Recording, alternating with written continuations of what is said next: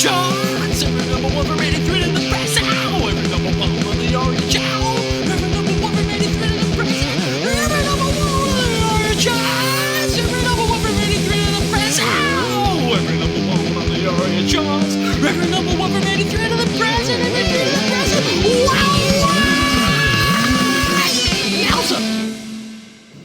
Hello, I'm Ben. Hello, I'm Tom. And you're listening to Sunglasses at Night podcast. The year is 2016. It sure is. This is the podcast where we look back at musical history via the ARIA charts, looking at the number ones in Australia for a year in the past, that year being 2016 this time.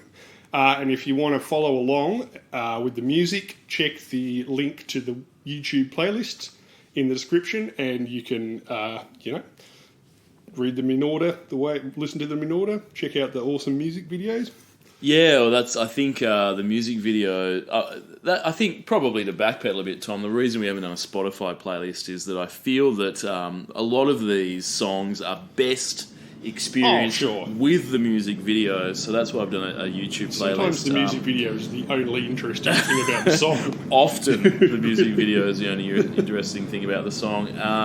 And also you get to, and it's weird because even these songs from 2016, it's only 6 years ago, but you get to look at it and go, oh, fuck, look at the phones that people were using product placement in every single fucking video.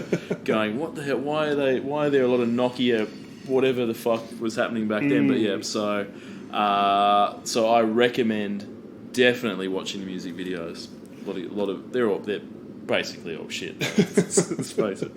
Anyway, so look, 2016, Tom, not that long. We're getting very close to present day. Perilously close. So there were sort of podcasts when we're looking back at them saying, I can't remember anything about this year. I can remember very little about this year, and then you'd be like, oh, that's 9/11 happened. It's like, that's right, I can remember that. I'd completely forgotten. Some years, yeah. But look, we're very, very close to present day, so I can remember a lot of these songs. Sure. Some fondly, some less fondly. Sure. Well, but just to give people... Yeah, give us some historical context. If your memory is a bit hazy or you're Gen Z, what was happening in 2016... YouTube changed the algorithm that it used to push content from the old kind, which worked like Spotify, e.g., saying, hey, we saw you listen to What Is Love by Hadaway, do you want to hear the new Pissing Razors album? To a new kind of algorithm that worked via intensity, promoting content other people had watched more often and for longer. So if you watched a video of, say, Hillary Clinton, instead of getting play next links for stories about Hillary Clinton, you got links to Alex Jones' latest Clinton murder fantasia, the Nuremberg trials, and Jordan Peterson modelling a fat chick's shoot 'em, don't root 'em t-shirt with the word fat crossed out. Good. So yeah, what else? Two hacker groups called Cozy Bear and Fancy Bear raided various American institutions with the goal of trying to destabilise democracy, essentially. Good. According to the CIA and the FBI, Cozy Bear and Fancy Bear were working for Russian intelligence on the personal request of Vlad Shenanigans Putin. He's a crazy character. Oh, he's a wacky old guy. Obama called the leader of the Republican Party to issue a bipartisan public statement with him, like, hey, those guys, Russia, that we've been, like, making Sylvester Stallone fight for 60 years, they're, like, trying to fuck up our election, so, if you're thinking of voting, just bear that in mind. Mitch McConnell refused, adding, could you wrap it up? I'm on a Zoom call with Rupert Murdoch, Satan, and William F. Buckley's cryogenically frozen anus.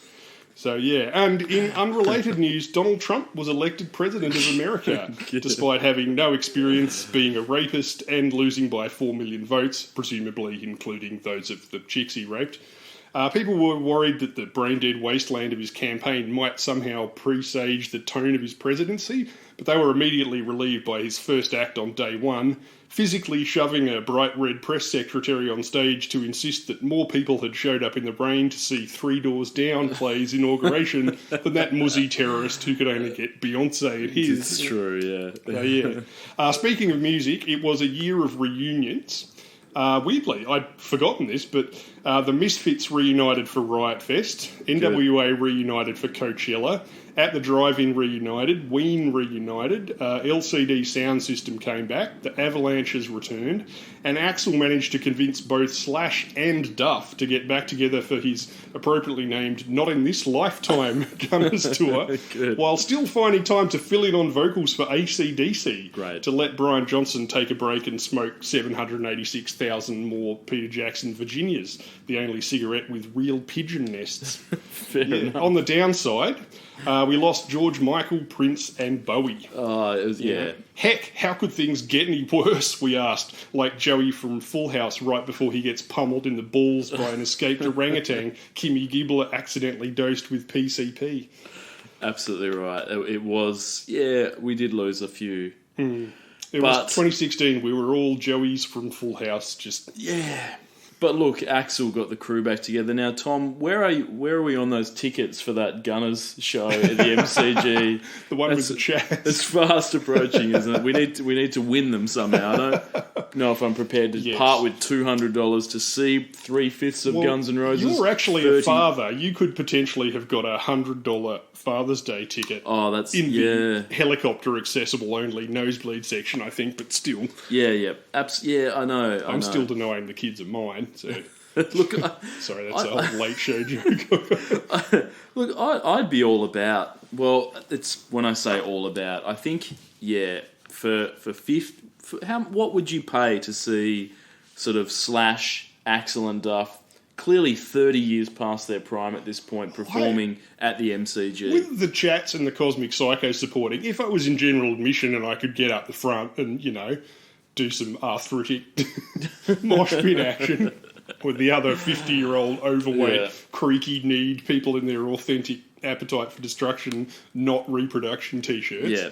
Then, I'd probably pay, $150, $200 for that. That seems to be the fucking going rate for shit. Yeah, fucking absolutely. Tim Minchin's charging $100, if you pay that, you pay anything. But, to be in the... $200 to be in the nosebleed section, no. Yeah. The MCG is not small. No. Your view of this... I mean, we went to see the extremely touching... Shane Warne tribute concert. They were in the middle of the arena, and I could barely see who was there. Well, we were there mostly to see John Stevens from Noiseworks perform what I was hoping to be Hot Chili Woman. He didn't do that. I'm not sure why he didn't do that. Probably because Shane wasn't a Hot Chili Woman. But we could barely see him, and he was right. You're right. So there are points at the MCG where you would be able to see literally nothing. I think you'd be able to see the stage, but that's about it. So. Yeah. Look, any films that I should know about from 2016? Is there anything? I didn't look them up this time. Enough. I must say, we do have there is one movie song of the year. Last year was a surprisingly big one, so I looked them all up. But Great. I'm afraid I didn't check for. I think Finding Dory was the highest fucking grossing film apparently of the year. I think Lady Gaga wrote the theme. For my favourite film of the year was Trolls. It's because what I find is that when you've got a really popular toy from the early 90s, the best thing to do is wait about 25 years and then produce a shit film about it. So because it's really on point. So good on them. Trolls 2 World Tour, I believe, came out after that. So they've got a sequel out of it. So that's fantastic. So look. On to the music, Tom? Yeah, let's go on to the music. I could look up the movies, but let's face it, people don't come here for no one movie cares criticism. about that. That's fine, exactly. So, Tom, first 4 weeks of the year is, it's 4 more weeks of Justin Bieber's wank anthem, Love Yourself. So, we spoke about this last week on the charts for a long time. So, we know now we're well and truly into the Bieber renaissance. So, he had some time of being popular when he was a kid, then a bit of less time. No one gave a fuck about him for a little bit. Now he's back. We're in that. So I seem to have missed the part where nobody gave a fuck about him. I think probably no. Maybe not. No one gave a fuck. Continuous. I think there was a little bit where it was like, he's not. He was a kid, and then he's not cool anymore. Sure. And then he hooked up with a few, better producers or whatever, and it's like, he's like doing more mature stuff. Okay. So look, it's all garbage though. When was the bit where he was hanging around with those? American pastors who wear $600 sneakers and have giant tats and talk about how Jesus was totally sick working out at the gym and stuff. Hillsong. I think a lot of them are currently under sexual assault allegations. Oh yeah, well one of the Hillsong pastors that I believe was good friends with Justin.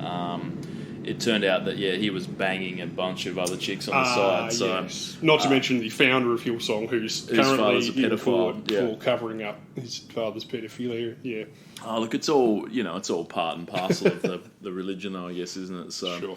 For sure. So look, well, I mean, few at least. That's the last time I'll have to listen to an Ed Sheeran song, right, Ben? As far as I know, I don't. Grabs Ben's lapels and shakes him. I don't think there's any we'll have to listen to, Tom, as far as I'm aware. So we're good to go. That's it. All for right, Ed what do Sheeran we got first. next then? Oh, Tom, first new song of the year, 1st of Feb. I think is it for a single Just week? 1 Is that week. right? Just for Yep. 1 week.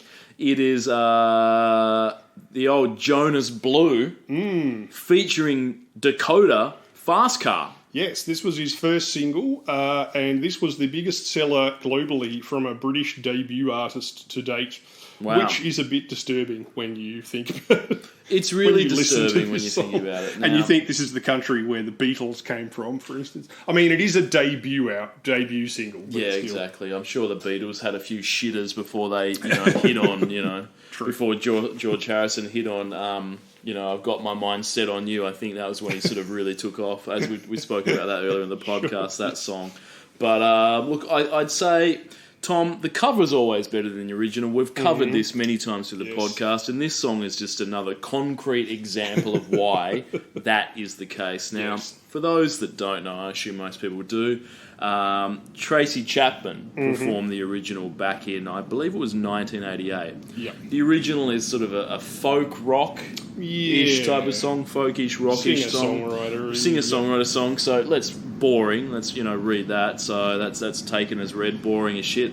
But that's not Tracy's fault, I don't think, Tom. I think what happened was back in 1988, she could only work with the tools and genres available at her disposal, which back then it was her vocals, an acoustic guitar, sort of a singer-songwriter folk rock. Yeah. That's all they had in 1988. I mean, they still had keytars, Ben.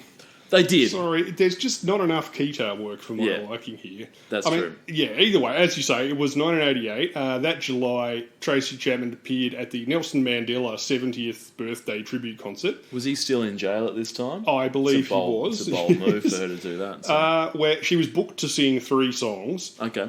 Just as a, warm-up. Just before the big surprise guest, Stevie Wonder, walked on stage, he learned that his keyboard's hard disk had gone missing, which was a big deal because in 1988 those 16 kilobytes of computing power didn't come cheap.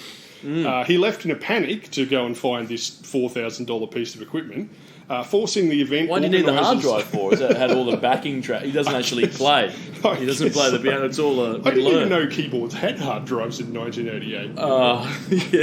Yeah, I've seen I'm ones with still like playing a 2600 at this point. I was at the Trades Hotel in Launceston, Tom, in the mid-90s, and a keyboard player in a band was upstairs, and he had a disc drive in the side of his that he'd put the disc in, and that's how he got the different effects for his keys. So, but this is a full decade before that, might I add. So. Yeah, well, anyway, Stevie ran off in a panic, forcing the event organisers to usher Chapman back on stage with nothing but a mic and her guitar.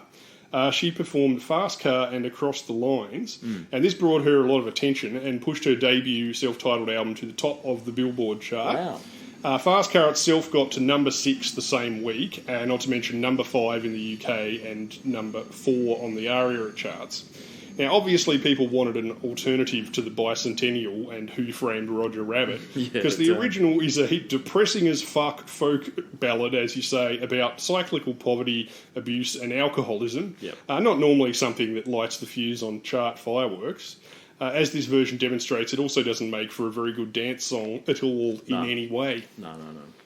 Exactly. So, look, so as you said, it's not an uplifting song. No. The subject matter is quite depressing. No, it's a massive downer. And the original, folkish, we've talked about that. So she did the best that she could, Tom. Sure. I think it's Without it's a an keytar, okay song. It's an okay song. She could, yeah. But what she didn't have was, Jonas Blue featuring Dakota in 2016. they were able to produce the song in its optimal style, Oh, okay. which I think we can all we can all accept is what Jonas Blue has done, and that is Tropical House. So Tropical House didn't exist in 1988. It does in 2016. So that gave Jonas Blue and Dakota the chance to dust off this old boring acoustic rock song, give it the Tropical House makeover it truly deserves, and project it into sort of the number one song it is today. I mean, not only that, but they were so successful at it that they actually influenced another Tropical House version to be released by Swedish record producer Top Talk, featuring vocals from British singer River. That only hit 19, but I mean, it's impressive how influential they were, because that actually came out in 2015. Wow. So they were so Jonas Blue was so influential. He actually influenced something prior. The ripples went backward in time, and this is the second Tropical House attempt at Fast Car, which is fantastic. Now, a lot of people are probably saying, Tom, what is Tropical House? Yes, I certainly was. That's a very fair question. Now, apparently, and I say apparently because I'm the first to admit I'm not a Tropical House aficionado. No. But friend of the podcast, Bob Sinclair, who you may recall from some bullshit he did a few weeks ago, he had a few hits, many of which were Love Generation. Many people sort of classified those as had similar characteristics to Tropical House, which sort of draws inspiration from the 80s high energy music. But what happened is that they sort of took that, and then by about 2013, Kygo, that guy? I fucking don't. Robin Schultz, those guys. What they did was they sort of took the style and then made it more popular. So Tropical House, I guess when you sort of say exactly what it is, it sort of takes some of those dance music characteristics, synthesizer instrumentation, 4/4 kick drum pattern, but it differentiates itself from house music, because it has more of an uplifting and relaxing sound, Tom. So while some house music can be quite dark, can't it? It can sort of get you down a bit. But not Tropical House. It's sort of uplifting dance music that's sort of very relaxed. It's like you're on the beach. That's sort of how it works. Now, the tempo of Tropical House is usually about 100 to 115 BPMs. Too relaxing. slow, sure. Keeping you... Yes, it is too slow. Exactly right. So it's like dance music that you can't dance to. Exactly There's a lot right. of people experimenting with this very necessary kind of music in the It's recent like decade. slowed down, boring as fuck. What if I took the one thing that shit dance music has going for it and dialed that back? Exactly right. And then added in some steel drums, saxophone and pan flute. Tom, And some to probably stolen get that lyrics happening. about systematic abuse. Exactly right.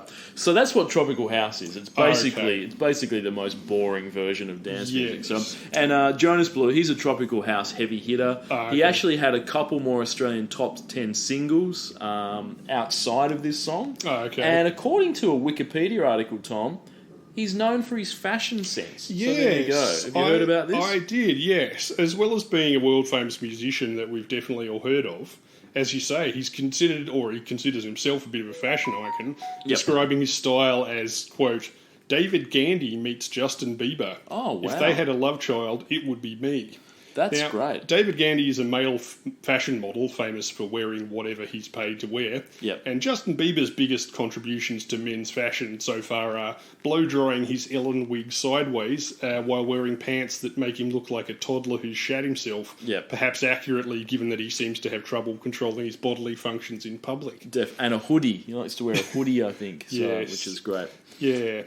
So, Jonas Blue said he wanted to create a Swedish-esque sound on the record. I think with things like the synth lead lines in it, giving it that second hook, I was kind of going for a very kind of Swedish-y kind of sound, whatever he thinks that means. I don't know. That's kind of the influence behind that kind of lead synth line, and that was something which I don't think people have picked up on yet, but they just like the song because of what it is.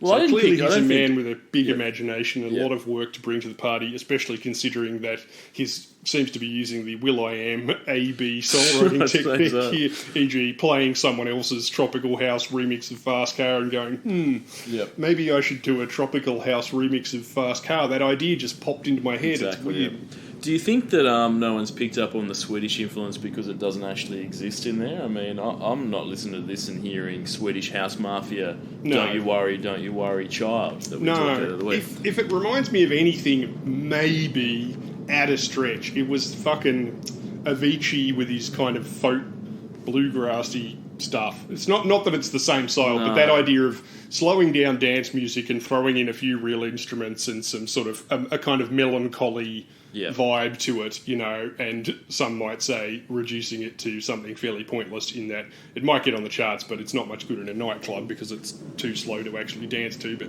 Yeah. hey, I'm sure there was a sped up version. Oh, one would hope so, because And this I will was say that terrible. I listened to the other one, and this is slightly faster, so he has turned it up a little bit. It's just So the still other not one was very rocking fast. at the It was 100 even BPM slower, element yeah. of Tropical House, and he's dialed it up to 115. So Yeah. this needs to be 160, I think, at bare minimum. At minimum. So look, as you said, depressing subject matter, but you know, because as you said, all that sort of elements of, I guess, the song itself sort of, I guess, touches on the Tracy Chapman character in the original is, you know, look, you're a dude that has a fast car.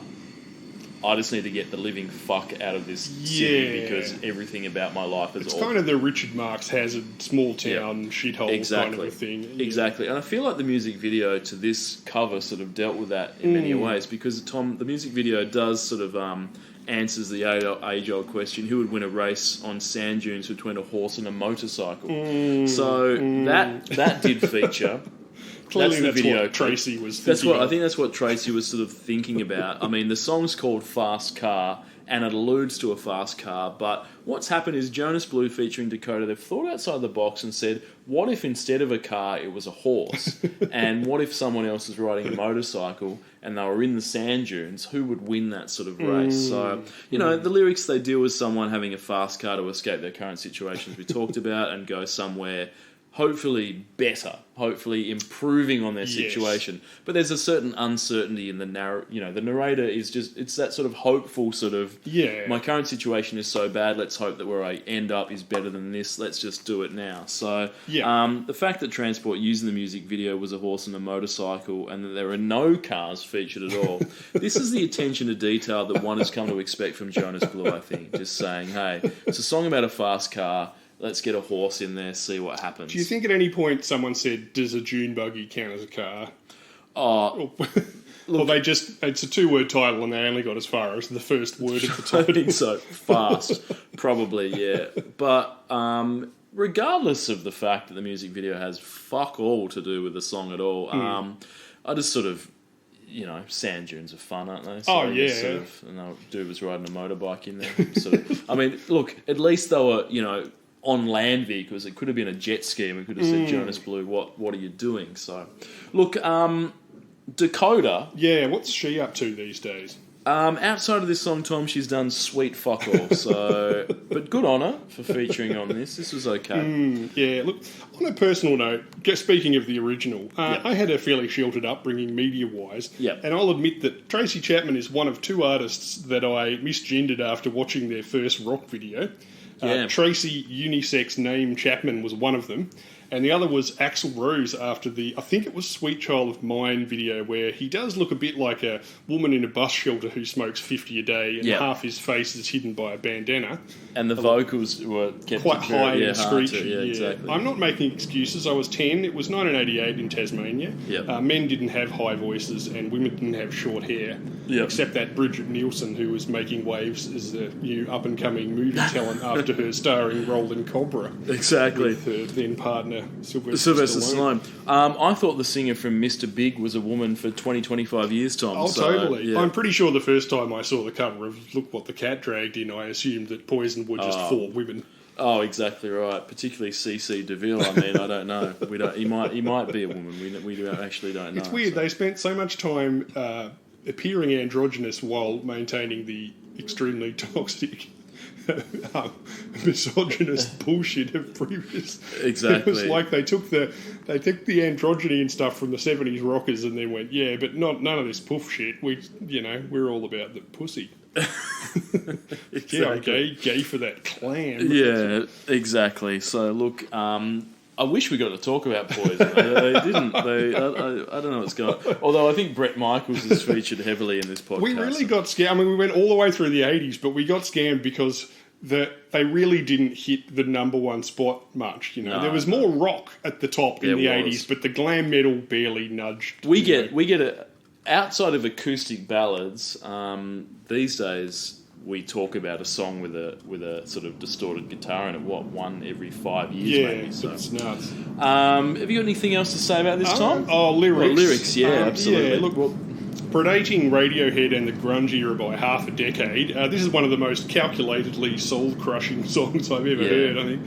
What makes it so bad isn't the alcoholism, unemployment, divorce, etc., but more the fact that the narrator's dreams are so sort of pathetically tiny, yet her reality still isn't that generous. Yep. All that she wants is a life in the suburbs with a partner who isn't a useless prick. Yep. But that's just too much to ask for, you know. Yeah. You got a fast car, I've got a job that pays all our bills, you stay out drinking late at the bar, see more of your friends than you do of your kids. I always hoped for better, thought maybe together you and me'd find it. I got no plans, I ain't going nowhere, so take your fast car and keep on driving. And then we're back into the chorus where her favouriteest memory, the best moment in her entire existence, is going for a drive with a guy who isn't currently taking advantage of her. Yes. And has got his arm around her shoulders. I like the song No Surprises. It manages to make a quiet life seem like the most pathetic ambition imaginable, yet also more than some people can hope for. Oh, exactly. Which is pretty fucking grim in a sort of quiet way. Yep. Yeah, it's pretty much the opposite of a Tropical House dance song, really, if you think that. What's your most depressing song of all time, Ben? Not counting those two or typing Stockache and Waterman into Google.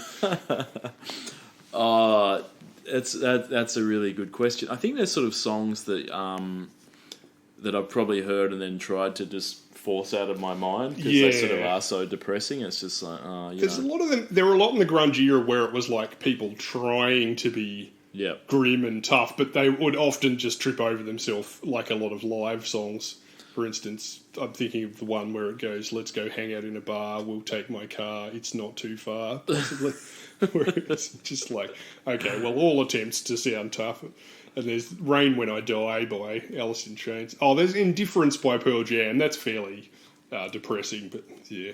I think that was the sound of the time, though. That was the This must have stuck out in 1988. There weren't a lot of shit. There wasn't a lot of shit this depressing. Well, this was a sort of, as you mentioned, like a top 10 sort of single. So it definitely preempted a few. I actually thought it was. I assumed it was a number one because it was huge at the time. It was played on the radio all the time too because it's slow enough that it could be on easy listening stations and stuff as well.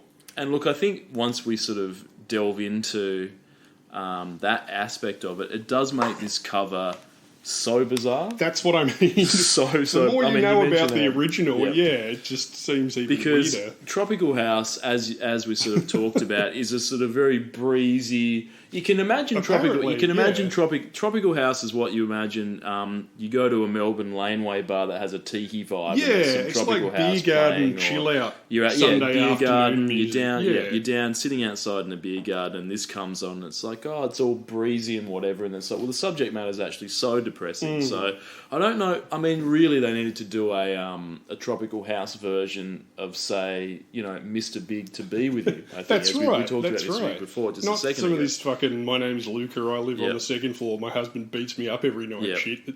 No one wants a tropical version of that stuff. You don't. Not on the beach thinking, this Mai Tai is great, but I wish I was listening to someone talk about domestic violence for 5 minutes. You want a Tropical House version of Life as a Highway. It's about living. That's it's about right. sort of, That's right. I want to ride it all night long. There's no load that he can't hold. There absolutely isn't. Sure, Now, okay. What have we got next? Well, then? just real quick, Jonas Blue has 16 million listeners on Spotify. So fucking hell. He's fucking... we talked about this before. It's those dance music guys. They are mystifying. They're on so many playlists and shit. That I'm thinking of starting a Tropical House sort of ensemble type. I think you should start a fucking DJ career just to invent a new sound. take an existing genre, slow it down by 20%, Yep. and get a sample from a 1980s song that no one cares Take the about. most. Well, if this was a hit, maybe just take the most depressing songs I could find from the '90s. It was sort of all the ones about overdosing on heroin and just sort of turn them into Tropical House. So Dakota's got 2.6 mil. Yep. So she's doing okay. Seeing I've never fucking heard of her, True. and apparently she's done nothing outside of this. Now, Tom, we're really, really into that era where they just didn't make physical stuff Yeah. anymore. This is going to cost you $35. Theoretically, sure. Assuming you want to pay that, but theoretically, if you want to buy that off Discogs, the cheapest one's $35. So there you go. Sure. All right. Up next, Tom. I think this is only 1 week as well. Is that correct? It is, yes. All right. This is Zayn with Pillow Talk. Axel, look, it's only February, all right? Ease it down, buddy. That's Axel just reminding us that Zayn is one of the ex-members, or very recently ex-member of One Direction, who were discovered on reality TV. Yeah. by Look, Tom. Last week. Lord Simon Cowell. Well, last week we were both disappointed, and I'm sure the audience listening to this were also disappointed. Yes, all the 12-year-old Or girls that we were listen to us. finally able to discuss One Direction. Yep. For the first time when they broke through to number one, but it was a stripped down, bare bones sort of skeleton staff One Direction. It wasn't the full five. One piece of the puzzle was missing, and that piece was, of course, Zayn. The bad boy. So the bad boy. So we didn't get to talk about him much last week. I sort of deliberately excluded him from our discussions of One Direction because he wasn't part of the group at that time. Fortunately for us, he's shown up this week with his debut single, Pillow Talk. And Tom, isn't it red hot? Oh, it's very red hot. It's as red hot as it fucking gets. It's X-rated.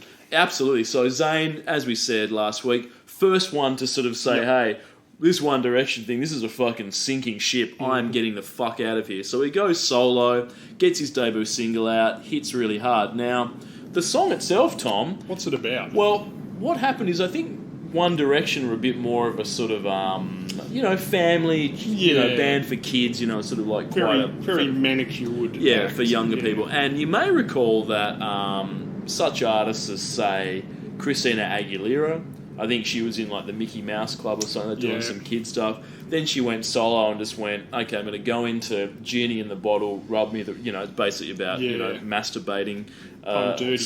her. And then after that, people went, that was too subtle. You got to rub me the right way is too Yes, subtle. I So wanna then see she went on and arseless did chaps. exactly. So she did Dirty, which was just basically arseless chaps and just looking, you can't say slut. Is that illegal? There? Anyway, I think she looked- was fully embracing that. That was exactly, the which whole is point. okay. So Zayn has done the same thing. He's been in a box in One Direction. Yeah. He's sort of been in. He's concealed in The this tight man's little been box. constraining He's his been caged. creativity. He's finally, exactly right. So not only once he's out of One Direction, he's broken free. His creative spirit has broken out of that cage that Simon Cowell has put him in. And this song, Pillow Talk, Tom, is about serious deep dicking. Wow. That's what it's about. It's just about boning. My Zayn- monocle just fell out. I know. I'll Right, just tell put me back about in. it.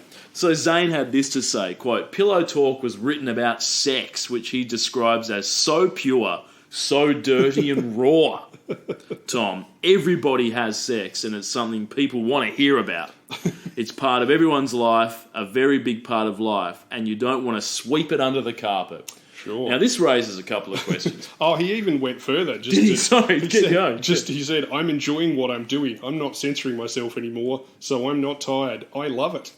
And then he craps on a bit about how he wouldn't have got away with this extreme subject matter in One Direction, No. despite the fact that they were originally titled One Erection. Interestingly, Definitely. after Simon Cowell's lengthy hands-on pre-fame inspections proved that all 5 original members possessed an average of 20% of a dick each. So yeah, Absolutely. Sorry, I just wanted to get that awesome joke in there. Yeah, sorry. What do you think he's sweeping? People don't want to sweep it under the carpet, Ben. Well, there's a few points to raise here. Like, pop music and sex have never come together before. As far as this is the first time that the two have sort of He's joined claiming up. that sex is a part of everybody's life. Yep. I mean, I'm not sure if that's completely true. Well, this song's a slap in the face to incels, Tom. Yeah. What about the incel? We've learnt that there's there's a percentage of the population that certainly What about the 8chan aren't users? banging. And they're unhappy about it to the They point are that they're unhappy. shooting up nightclubs and things Voting like that. for Donald Trump. They'll sure. do anything crazy. So I don't really know. Like, this song is about deep dicking and how everyone deep dicks and we shouldn't sleep it under the carpet. But look, I don't know. I think this is what those wacky millennials like to call a humble brag, Ben. Yeah, I'd say so. Like he's obviously just sort of like, oh, you know, everyone's having sex. I'm out and about. You know, I'm not sweeping it under the carpet anymore. Isn't it a big hassle? You know, on the one hand it's good, on the one hand it's bad. You know, getting so much pussy, it causes problems, Ben. It does. My constant, you know, Yep. moist genitals are, you know, it's a struggle getting laid this often, Yeah, says absolutely. Zane, I mean, yeah. a 20-year-old. Look, this is the first time I can recollect a song being about sex. Oh, sorry, Salt and Pepper, Let's Talk About Sex. That's true, yeah. Madonna had a whole book about sex. You're right, an entire other than career that, about pop sex. music's never really It's touched on the never topic. touched on has this it? before. So that just shows that Zayn, he's always been a creative genius. It's just that Simon Cowell, he's been shackled to Simon Cowell's psycho music labels. With a subject matter this hardcore erotic, Yep. the music video must have been, you know, equally explicit. right? Oh, Tom, absolutely. Look, before we get onto that, let me just say faint praise, but this is better than any One Direction song. Do you agree? It certainly feels more. It feels more like a kind of a kind of band song as opposed to a sort of, you know, manufactured, you know, boy group kind of a thing. I But, felt yeah. I felt the emotion in this. I felt sort of I felt Zayn sort of. Yeah, he you may know, not be a banging genius, someone, but he felt like he meant what he was talking Yep. about. You know, it Look, didn't. Yeah. So getting on the music video, Gigi Hadid showed up on this fucking thing. Yeah, she's back again. She was in 2 last week, Yeah, wasn't she? she So clearly she's we need a model in this video girl at the moment, and ended up, you know, in a couple last year, one this year. Then also she ended up in a relationship with Zayn. Oh, really? Oh, I They've didn't had know a that. child together. Okay. They've gone that far. So Oh, young parents. that's what I think happened was that she, you know, she's got the phone call. Yeah. Yo, we need a model to come to this guy that used to be in One Direction's video clip. She's like, I'll do that. She showed up just for a day's work, an honest day's work, honest day's pay, Tom. Yep. She's got there, she's in the video, then all of a sudden she hears the subject matter. Yeah. Oh, shit.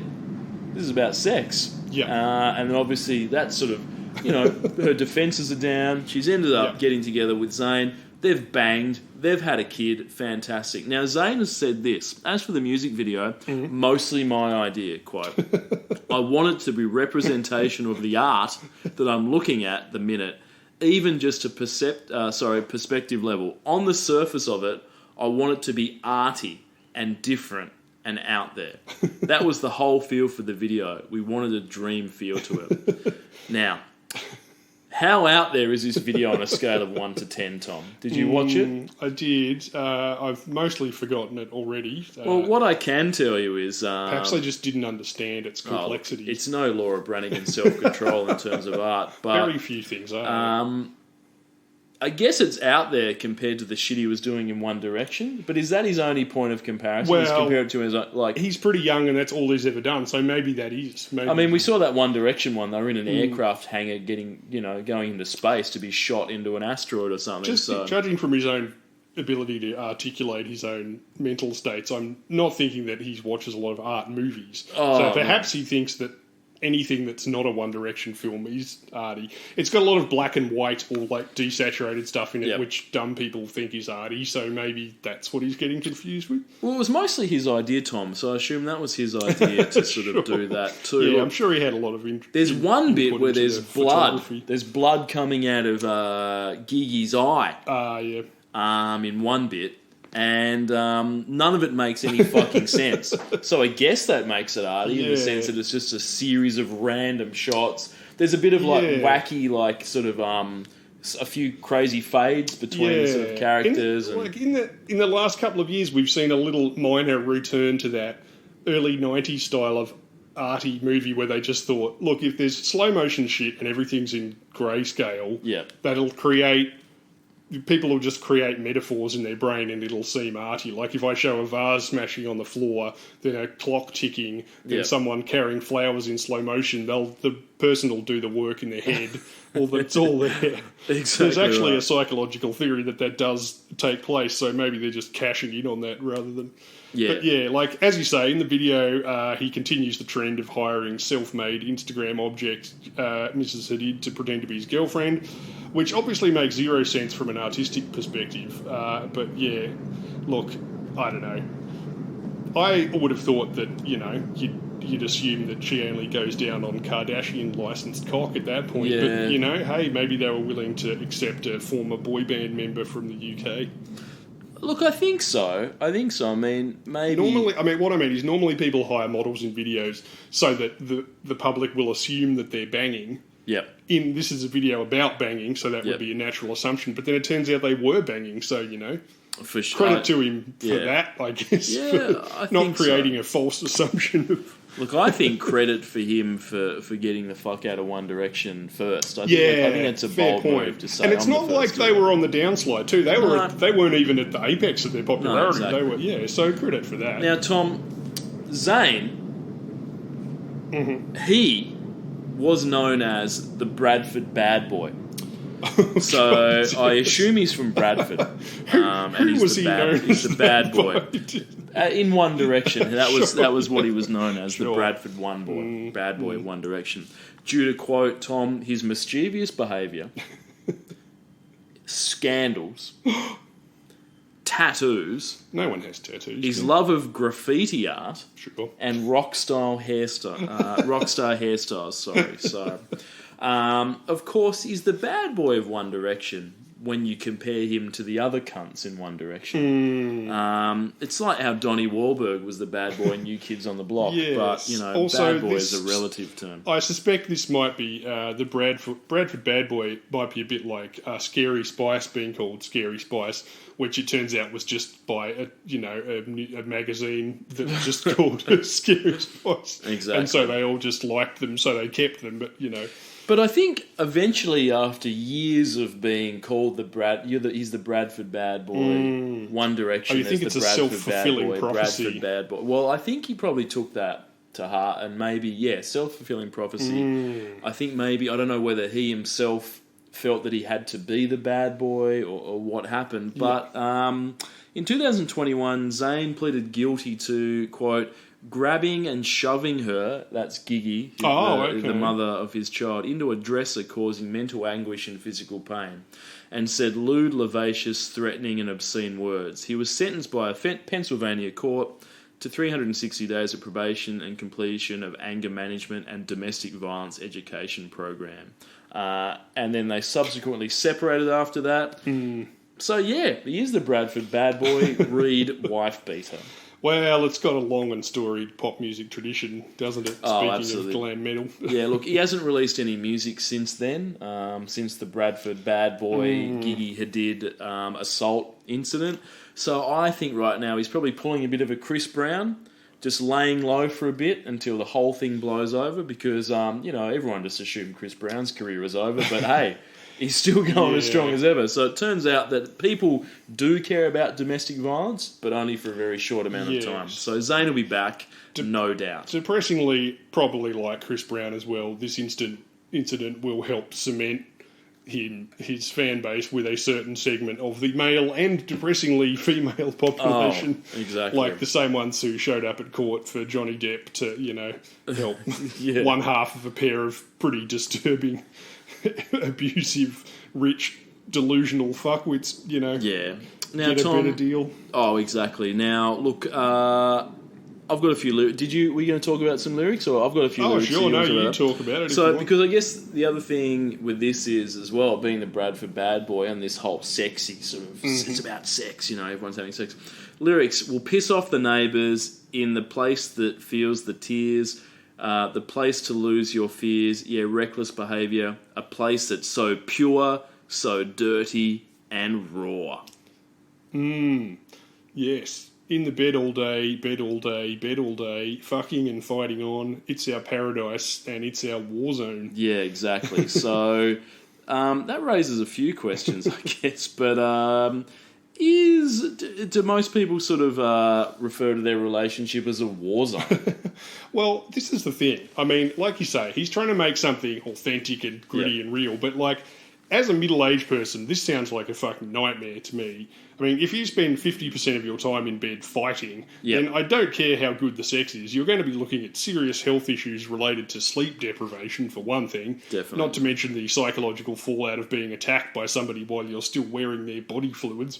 Yeah. I mean, I know he wants to be tough and realistic, but mostly he just sounds like your average 22-year-old who thinks his bullshit relationship is somehow adult because it involves a lot of screaming on the footpath while his mates pray for them to just fucking break up so they can have one normal night at the pub without Crystal and Barry Ann kicking off a scrag fight at the pool table. Yeah, exactly. You know, that's what they sound like to me, you know. Fucking and fighting, it's our paradise and it's our war zone. Sounds No, like dude, you're just a 22-year-old with a shit relationship. You need to, you know, grow up and find someone else, buddy. Yeah, exactly right. And look, I assume that Zayn, probably no shortage of young women at this point in time that he could have said, hey. Oh, sure. So, but look, good on him for, you know, writing a song about sex. It's about time someone did, so power to that. Well, was he actually married to... Yeah, Hitty? he was. They had a child together. I'm not sure if they got married, but certainly relationship, child, and then he was abusive. Not to be crass, but I'm thinking that possibly that child wasn't technically of the plan for writing. Oh, we'll never know, Tom. We'll never ever know. Yeah. I mean, you might be wondering why you would bother, you know, getting married in the first place, but yeah, I don't think they were married. Who knows? Look, do you have anything else to say about this, Tom? No, I was just checking to see if they were actually married. No, look, it was written by Zayn, producer Levi Lennox, and the Hannity's brothers, who wrote most of the rest of the album, and best night for the Justice Crew. Ooh, so yeah, that's all I had to say. Wowzers, what's a right? right? The Justice Crew kicking international goals with that song we all heard of. Zayn has 19 million listeners on Spotify. See, that to me is no surprise at all. What is a surprise is that's only 3 million more listeners than fucking the guy who did a shit Tropical House cover of Fast Car. I'm telling you, DJs are playing by a different set of rules. Yeah, exactly right, exactly. So yeah, what's next? This will cost you $14. Probably that's par for the course these days. I think cheap compared to absolutely. Fuck, I know. $35. No one's buying that. All right, you want to move on? Yeah. Next, is this also for 1 week? Another 1 week. This is Flume. Never Be Like You, featuring Kai. Yes, Australian electronic music wonder kid Flume, or Flute, as my... Oh, sorry. That's what my kids call him. No, it's fine. Sorry. My kids call him Flute. I think they think that it's just a kid. They think it's just a flute making music. So they've seen him on Rage, and it's like, oh, it's Flute. And I'm like, that is. So, yeah. Look, but this, you know... He's not fucking around with Tropical House. No. He's not doing that. He's all about future bass. Yes, apparently he is. Harley Edward Stritton, aka Flume. He's an Aussie musician, DJ, and record producer. His self-titled debut topped the ARIA chart and reached double platinum in Australia. Flume is regarded as a pioneer of future bass, as you say, who helped popularise the genre. For all the people out there who aren't total future bass nerds like me and Ben, constantly listening to our future bass records while pondering the future of future bass and what it holds for our future, while ensuring the bass boost buttons on our Discmans are fully depressed to ensure maximum bass as we move into the future. Future bass is a style of EDM which developed in the 2010s and mixes elements of dubstep and trap with warmer, less abrasive rhythms, and was pioneered by producers such as Rusty, Hudson Mohawk, and R.L. Grime, hitting big in 2016. To someone who's not a total expert like us, it might sound like melodic trap that goes woom woom a lot, but obviously only real future bass kids would understand. Try this one weird trick, number 9 will shock you. Yeah, look, the thing I like about future bass that is it's usually between 130 and 175 BPMs. You could actually dance to it. Which is a lot better than that sort of other Tropical House bullshit. Yes. But yeah, it does have that sort of wobbly in there. I won't go into how you produce that, Tom. But yeah, look, I guess I could talk about it though. The sound waves are often modulated using automation or low frequency oscillation, controlling the cutoff of an audio filter. typical a lower high pass filter. The wave's amplitude adjusts the waveform to create that. Oh, So there you go. okay, yep. So people would want to know about that. So yeah, anyway, so that's future bass. That's Yeah. Flume, I guess, has that. If I had to describe his Yeah. songs as wobbly. And so, as does Hudson Mohawk, who I'm a big fan of too. To give them credit, this does actually kind of sound like a new variation on dance music, as opposed to, say, Tropical House, which Yeah. just sounds like house with, I don't know, a fucking steel drum happening in a distant suburb. Completely it's agreed. much Completely slower. agreed. So You look, could actually dance to this. But yeah. So this, Tom, this was another one of those. We've spoken about this before in Australia. Triple J Hottest 100. This is number one for the year. It was a mainstream alternative crossover Yep. hit. Yeah. So Aria number one crossover hit with sort of a alternate Triple J sort of crew. Since then, Flume has won numerous Aria awards. Yeah. He's won a Grammy. Yes. He has worked with all remix music from, some really big names. Yeah, and I guess overseas it's acts probably and stuff. one of Australia's biggest electronic music artists Mm-hmm. at the time. So, interestingly, he got his start.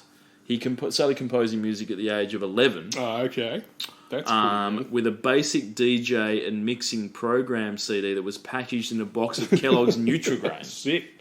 So he found it in there, and then he just started working with that. And then the next thing you know, he's going woo woo woo, and he's future bass, which is fantastic. But yeah, so we know his origins as a kid, just learning the craft.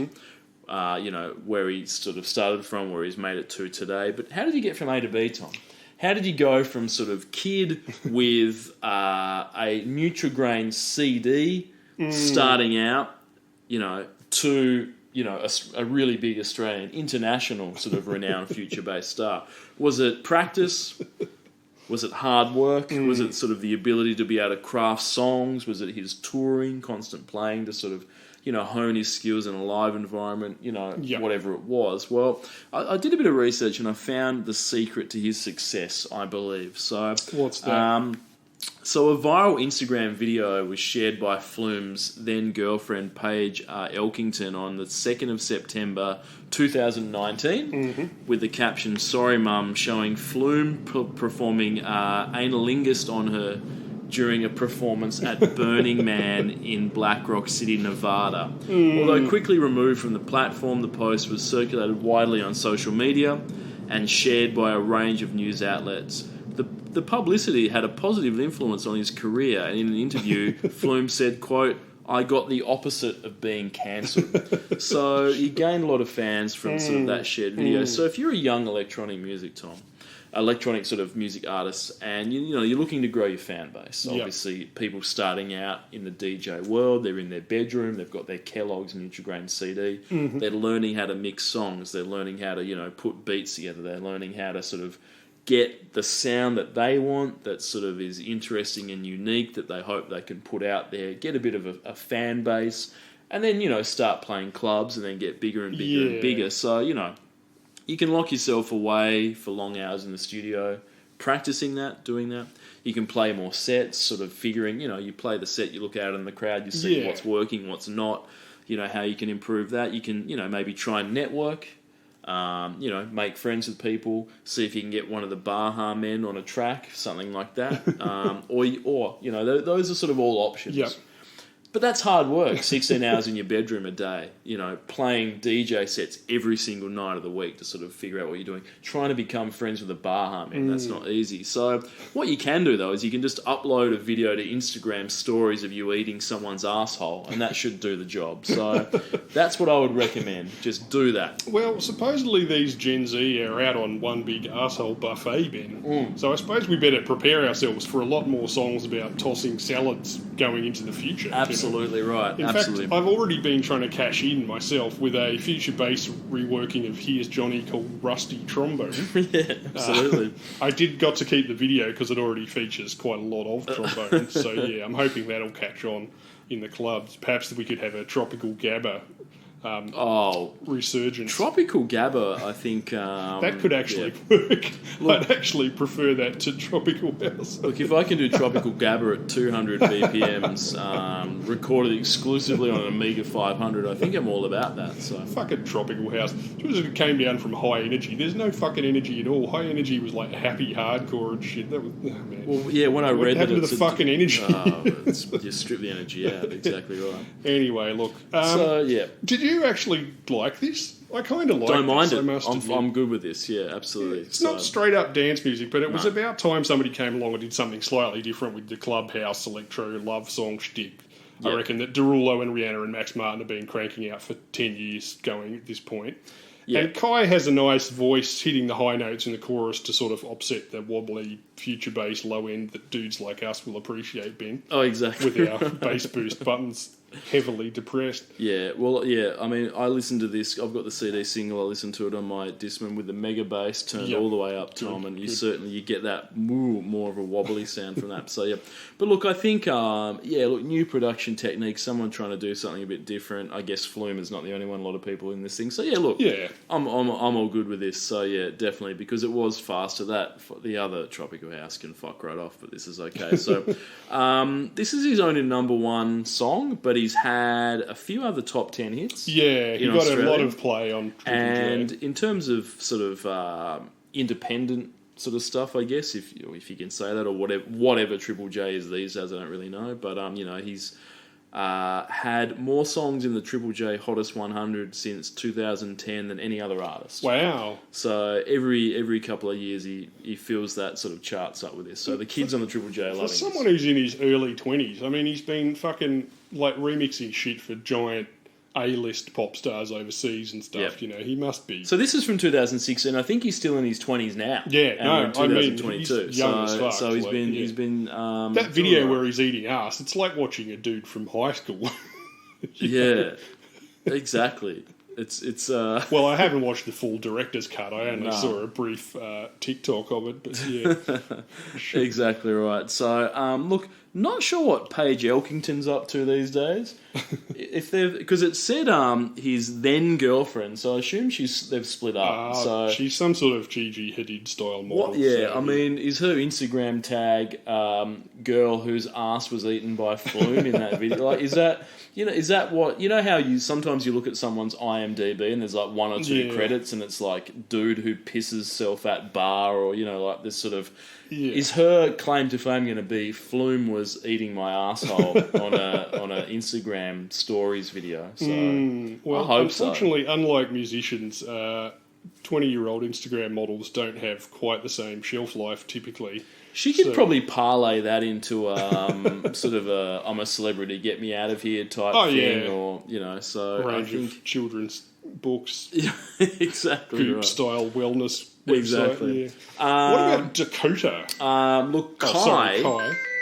Kai. Kai, like Dakota before her, has done sweet fuck all outside of this. So It's tough for the side vocalist, Ben, isn't it? sometimes they go into big things, but so They far do. the two this year have done absolutely nothing. Sad. Well, they can't all, unfortunately, go on to be massive international successes like Kevin Rudolph, Lauren Bennett, Neon Hitch, or Goon Rock. Exactly There's right. only one Goon Rock. Oh, there's only one Goon Rock for sure. I mean, he's irreplaceable.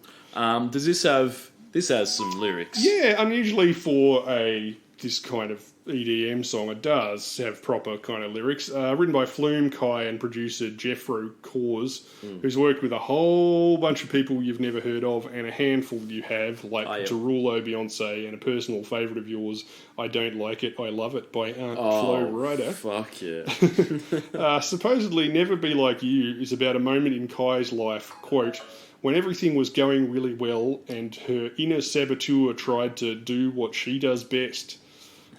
So what I would do to take away this fear of being loved, allegiance to the pain. Now I'm fucked up and I'm missing you. He'll never be like you. I would give anything to change this fickle-minded heart that loves fake shiny things. Fickle-minded heart is terrible. Now I'm fucked up and I'm missing you. He'll never be like you. I mean, not great, but I've heard a lot worse. And she kind of sounds like she means it in the song, which is something you got to take when you can get it in pop music these days.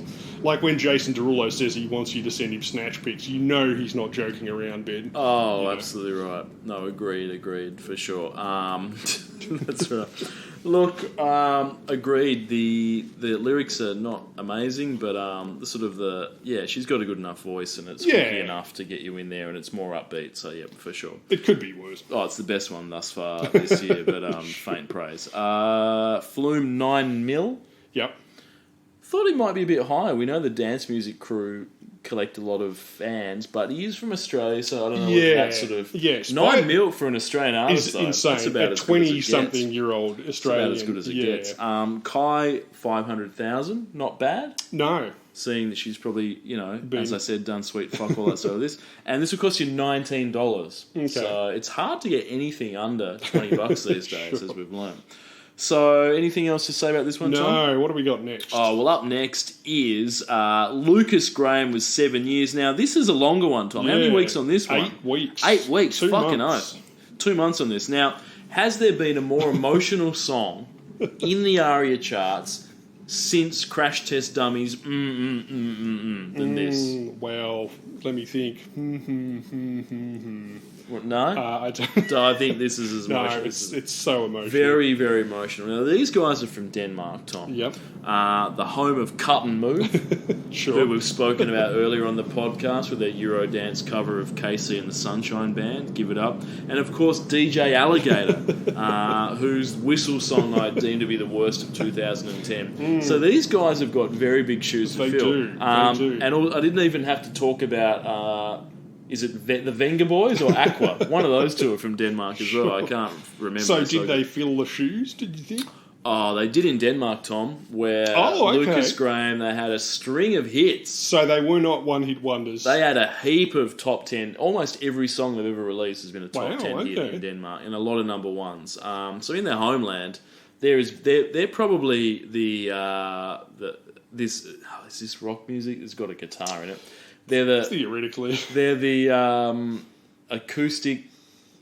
They're the non-dance Aqua. Oh, okay. They're as big. Sure. They're probably. I think Princess Mary from Tasmania. Sure. When she goes out to watch live music, she goes and sees Cut and Move and Lucas Graham. I think Sure. there are two big ones that she likes. I mean, so they definitely filled those shoes. Yeah. 7 years is it's Lucas Graham's first single, and it's a bit weird saying Lucas Graham. It's despite the fact that it's a guy's name and it's the guy's name. The whole band it's a whole band called Lucas Graham. Yeah. So it just feels weird repeating it over and over again. Yeah. But it's Lucas Graham's first single, and it topped the chart for 8 consecutive weeks here, overtaking Aqua's Dr. Jones to become the longest ARIA #1 by a Danish group. Jesus, as you so say, they were Danish. How does this compare, though? I mean, how would you rate Lucas Graham against the biggest Danish musicians? Mo, Lars Ulrich, and Wigfield. I mean, I'd put Wigfield above Cut and Move. Oh, would you? Like, yeah. I mean, yeah, I'd that's put true. Lars Ulrich maybe at the top.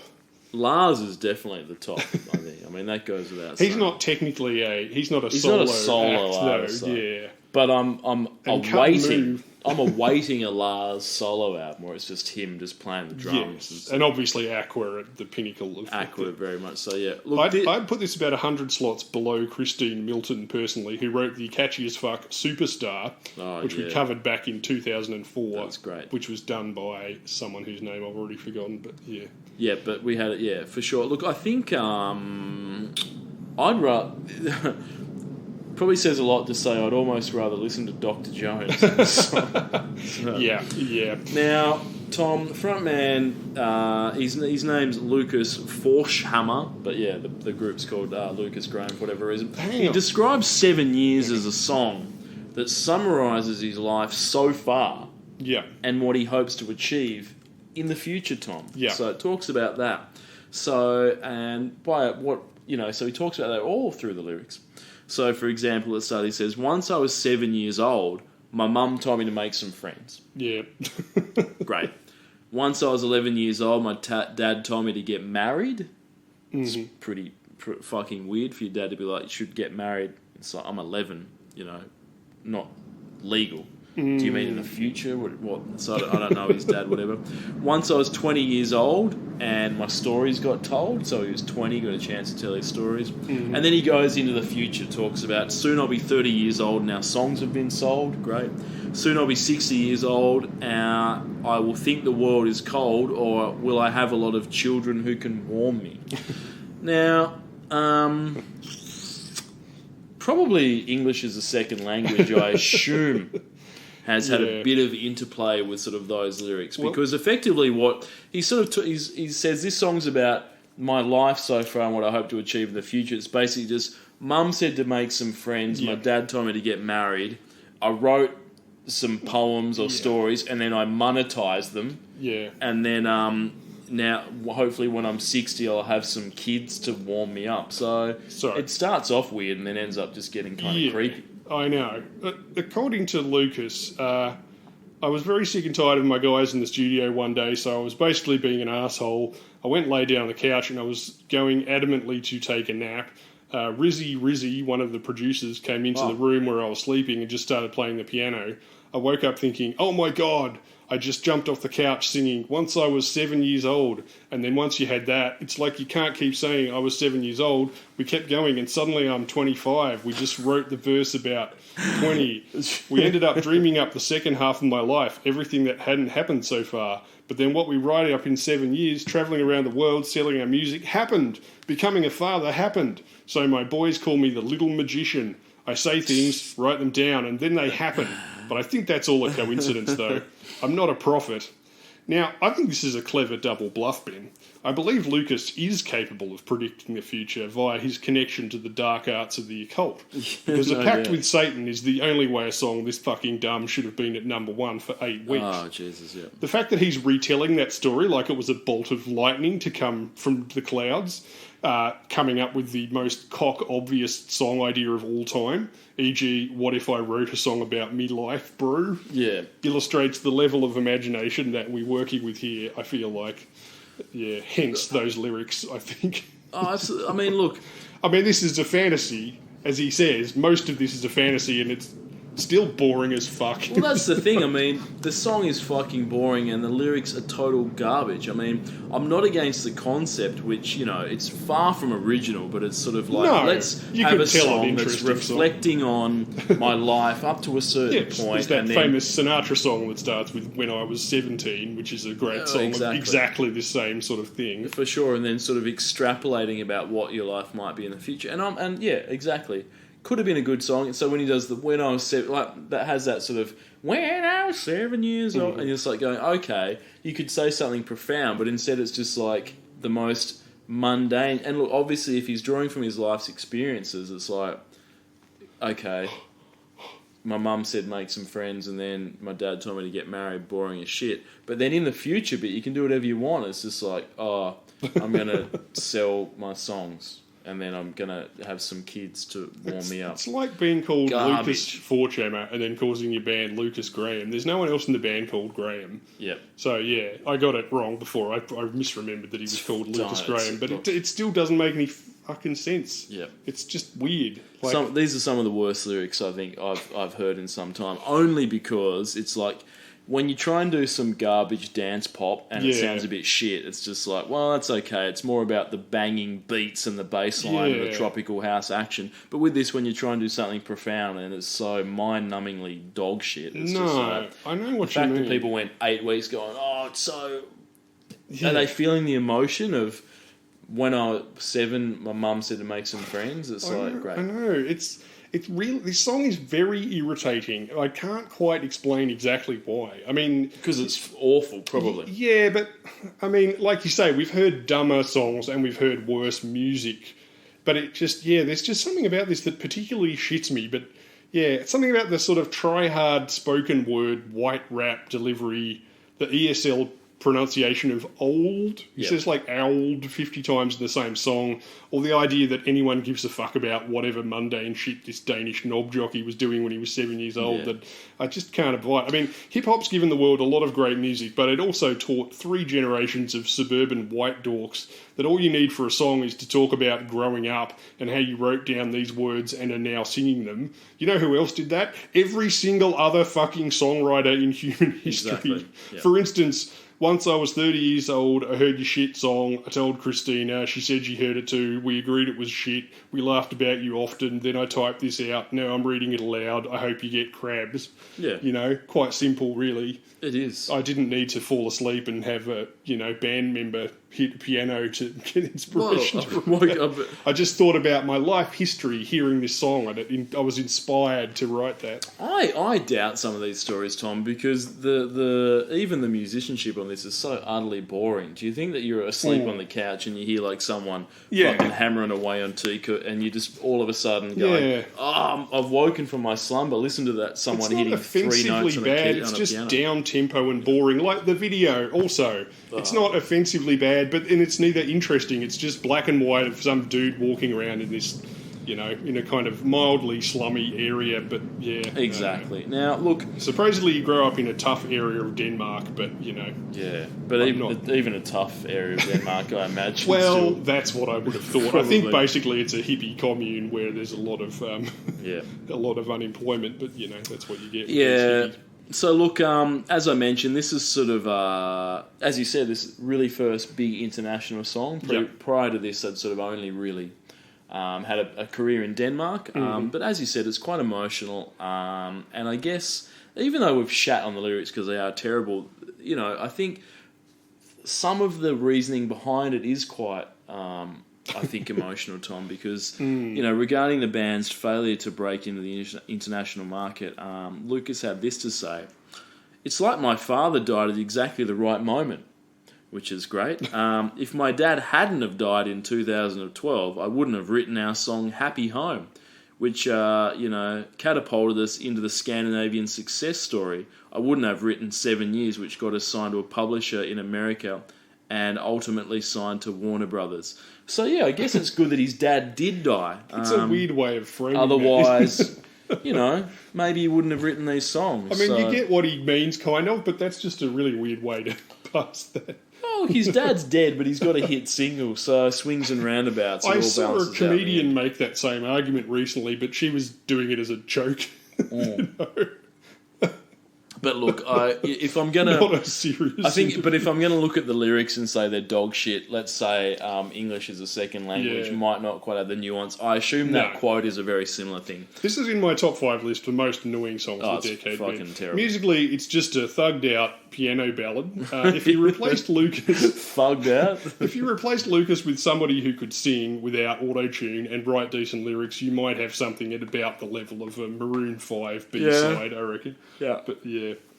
It is amazing how some of these things break through into big hits because. It's weird. Why this fucking song? I just don't. Do you want to touch on the lyrics, or have I touched on all I the think lyrics? we've covered them with far more attention than they deserve. Yeah. They were written by the people in the band. That's all you need to know. Yeah, great. Anything else to say about this? No. sucks. How would Lucas Graham do? 11 million listeners on Spotify. They are big in Denmark. They must have a big European following. People love them there. This would cost you $21, which seems and a waste I don't know of if this helped get people to listen to him in the first place, but Lucas apparently was a child star in a series of Danish family comedies that we don't have over here. So he's in like 3 of them, so maybe that's why people... And he looks like it. He looks like just the kind of schlubby next-door neighbour character. So he was already sort of famous before the band? As a kid, yeah. Okay. The character was called Grunk, apparently. And good. looking at him, I think Grunk would have been a much better name for this band than Lucas Graham, frankly. So he's the Kurt Cameron of Denmark then? Is that sort of where we're going with this? Good. Sure. What do we got next, for Christ's sake? I Love You, I Hate You by Nash. Other way round, but yeah. Sorry, I Hate You, I Love You. Sorry, by Nash. You've got to get the subtleties. Featuring Olivia O'Brien. Yep, 2 Tom. weeks for this one. But yeah. Absolutely. Now, look, Nash is about as one-hit wonder as you can get, Tom. I had a look at his sort of discography. Yep. He released 5 singles prior to this, and none of them charted anywhere in the world. Okay. Nothing. No one gave a shit about them. Then he released this, which was number 1 in Australia, Yeah.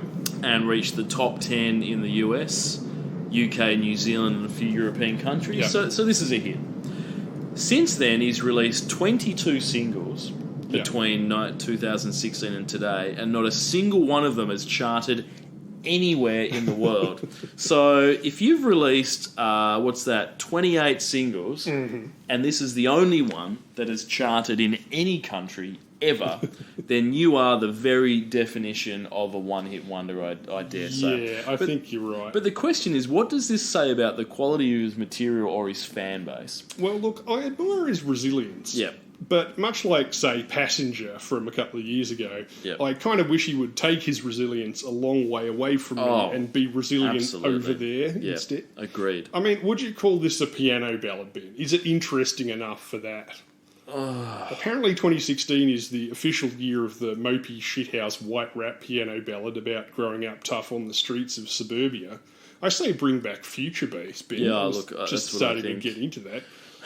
I think the thing about this song is that, yeah, even if you're not a fan of Future Bass, you will be after listening to this. You're like going, I long for the days Yeah. of Flume from Because 2 this weeks song's ago. got no future and no bass. Yeah, look, what I find interesting is, though, that, yeah, this was a number 1 hit in Australia and top 10 in a lot of other countries, as I just mentioned, but his fan base, you know, usually you have that follow-up single where you get a little Yeah. bit of the sort of, I guess, the downstream from your hit. So, you know, and by that I mean, you know, everybody remembers Warm It Up, Chris, by Criss Cross. Sure. So, you know, for me it's the superior single. A lot of people would disagree, but it hit 21 on the charts because, you know, Criss Cross Jump was a number 1 single. Yep. Follow-up comes along. People are just curious to check it out. What are those young kids that were wearing their pants backwards? What are they doing now?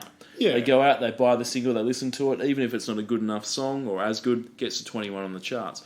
Right Said Fred with Deeply Dippy. One of Jesus. the worst songs that you can ever fucking hear in your life. Absolute dog shit. Still reached number 38 Yeah. off the back of people listening to, you know, I'm Too Sexy. Yep. They went, what are these guys going to do? Went and bought the song. Nashi, this is a number 1 song. Nobody anywhere No. listened to it enough or bought enough of the follow-up single to even get it into the charts The at like 21 87 or something. 21 Nothing. subsequent 21 singles. subsequent singles. No one put any of them into the charts. So either the quality of the material is fucking garbage, Yeah. or the fan base just went, I'm done with this guy after one song because it was pretty annoying. I certainly would have thought of that, but I know what you mean. It's tough to be a less successful follow-up than fucking Deeply Dippy, because that was fucking awful. That is so bad. The fact that it reached 38 is mesmerising. That'll have so. you begging for Put 'Em Up on the Glass, the follow-up to Baby Got Back. Look, Ganache, or Garrett Nash, as he's also called, missing the perfect opportunity to call himself Gash instead. Yeah, sorry. I thought the G might have been silent. Oh no, I'm for sure Nash. it is. I was just being adorable. It might be, though. I don't know. If people are listening to this, it's spelt Nash as in gnashing your teeth. But yeah, I think Gash would have been better. So. with the same level of imagination as Will.i.am from the Black Eyed Peas, he's obviously looked at G. Nash written down once and gone, hey, that spells another word. But yeah. Anyway, Nash described the track as missing someone sucks, but it's important to feel. Shit. Thanks, Dr. Nash. When I listen to your song, it sucks, and I feel like I just lost 3 minutes of my existence that I could have used for something more artistically gratifying, like pushing 2 dust bunnies together to form one larger dust bunny. Yeah. So, how does Olivia O'Brien fare, Ben? Did this song catapult her to international stardom like Kai or Dakota or Kevin Rudolph or Lauren Bennett or Neon Hitch or Goon Rock? Yeah. Let me first just say that it's important to feel is worse than almost pretty every bad. Will.i.am quote I've heard. Yeah. It's important to feel. I mean, Sometimes it's easy to look down on stars when they run on, when they're trying to explain stuff, but on the other hand, concision does not equal profundity necessarily. it is important to feel because Missing without someone sucks, but it's important to feel. Without feeling, Tom, are we even human, Tom, if we have no feeling? Look, So, you know, look, the he's great not wrong. He's not wrong. No. He's not wrong. No. It is important He's to not feel. actually It is, wrong. so I should, And missing someone sucks. I mean, true. I can't argue with I that. think, Tom, sometimes, personally, I forget that missing someone sucks and it's important to feel. So maybe it is good to have that reinforced, to just sort of wake up one day and just go, missing someone does suck and it's important to feel. Thank you, Nash, for sort of pointing that out. Sure. So I haven't really thought about that myself recently, so it's okay. As for Olivia O'Brien, let's just say that for whatever reason, 2016 is the year of the feature artist doing sweet fuck it all. seems like it. This is a third artist that has done nothing since, that, from what I can see. She said this quote, "I have hundreds of songs from my freshman year where I would just write about all the boys I liked, and they're all so bad. This one just turned out to be good." Now, As the lawyer for the prosecution, I'm going to have to object to that. they're statement. also, by her own admission, every song she's ever written is fucking awful, apart from this one. Also, now, notice I don't that know. she's talking about her freshman year. So what would she... What's that? The first year of university. So she would have been, 18? So she's drawing on her wealth of songwriting from Yep. an 18-year-old. Yeah, so this one turned out to be good. I guess, relatively speaking, she's described all the rest of them as total dog shit. So, yeah, perhaps he's the best of the bunch. No but- wonder she hooked up with Nash, because he's released 22 singles and apparently this was the fucking best one. So clearly they've got a lot in common, you know. Yeah, both of these people have done nothing. But, interestingly, Tom, I don't know what it is, but some of these one-hit wonders, these two particularly, it seems like these songs must end up on some playlist or whatever, Yeah. because he still has 5 million Spotify listeners a month. I had heard this. Like, I've she's heard got this 6 being million. played. Like, But, yeah, so do I. yeah, I hate you. I Are people love just you. listening to just this song? Because none of the other songs, either of them, done a hits. But anyway. Yeah. What about the lyrics? Written by Olivia O'Brien and Garrett Gash Nash. The gash. you The ever, gash, yeah. You ever wonder what we could have been? You said you wouldn't and you fucking did. Lie to me, lie with me, get your fucking fix. Now all my drinks and all my feelings are all fucking mixed. Always missing people that I shouldn't be missing. Sometimes you gotta burn some bridges just to create some distance. I know that I control my thoughts and I should stop reminiscing, but I learned from my dad that it's good to have feelings. So clearly this is a Dexter-type situation where Nash is a sociopath raised Yeah. by his dad to fit into human society, Ben. He can't distinguish between his own emotional states and is missing a woman that he shouldn't be missing, almost certainly because she's listed as missing on the back of a milk carton because he buried her in the National Forestry Reserve as featured in the music video after she made fun of his undercut fridge and faux punk leather jacket, which Rick from the Young Ones would refuse to wear on the grounds of being too fucking annoying. Yeah, exactly. He looks like a background extra from a film about 1984 new wave music. Yes. Except he sounds like he's trying to be the next Eminem. Yeah. Except the song is another shitty piano ballad type sounding Yeah. thing. It's just what is happening this year, 2016. It's like a lot of people are searching for new musical modes, Ben. They should have asked fucking Nelly about one of his two.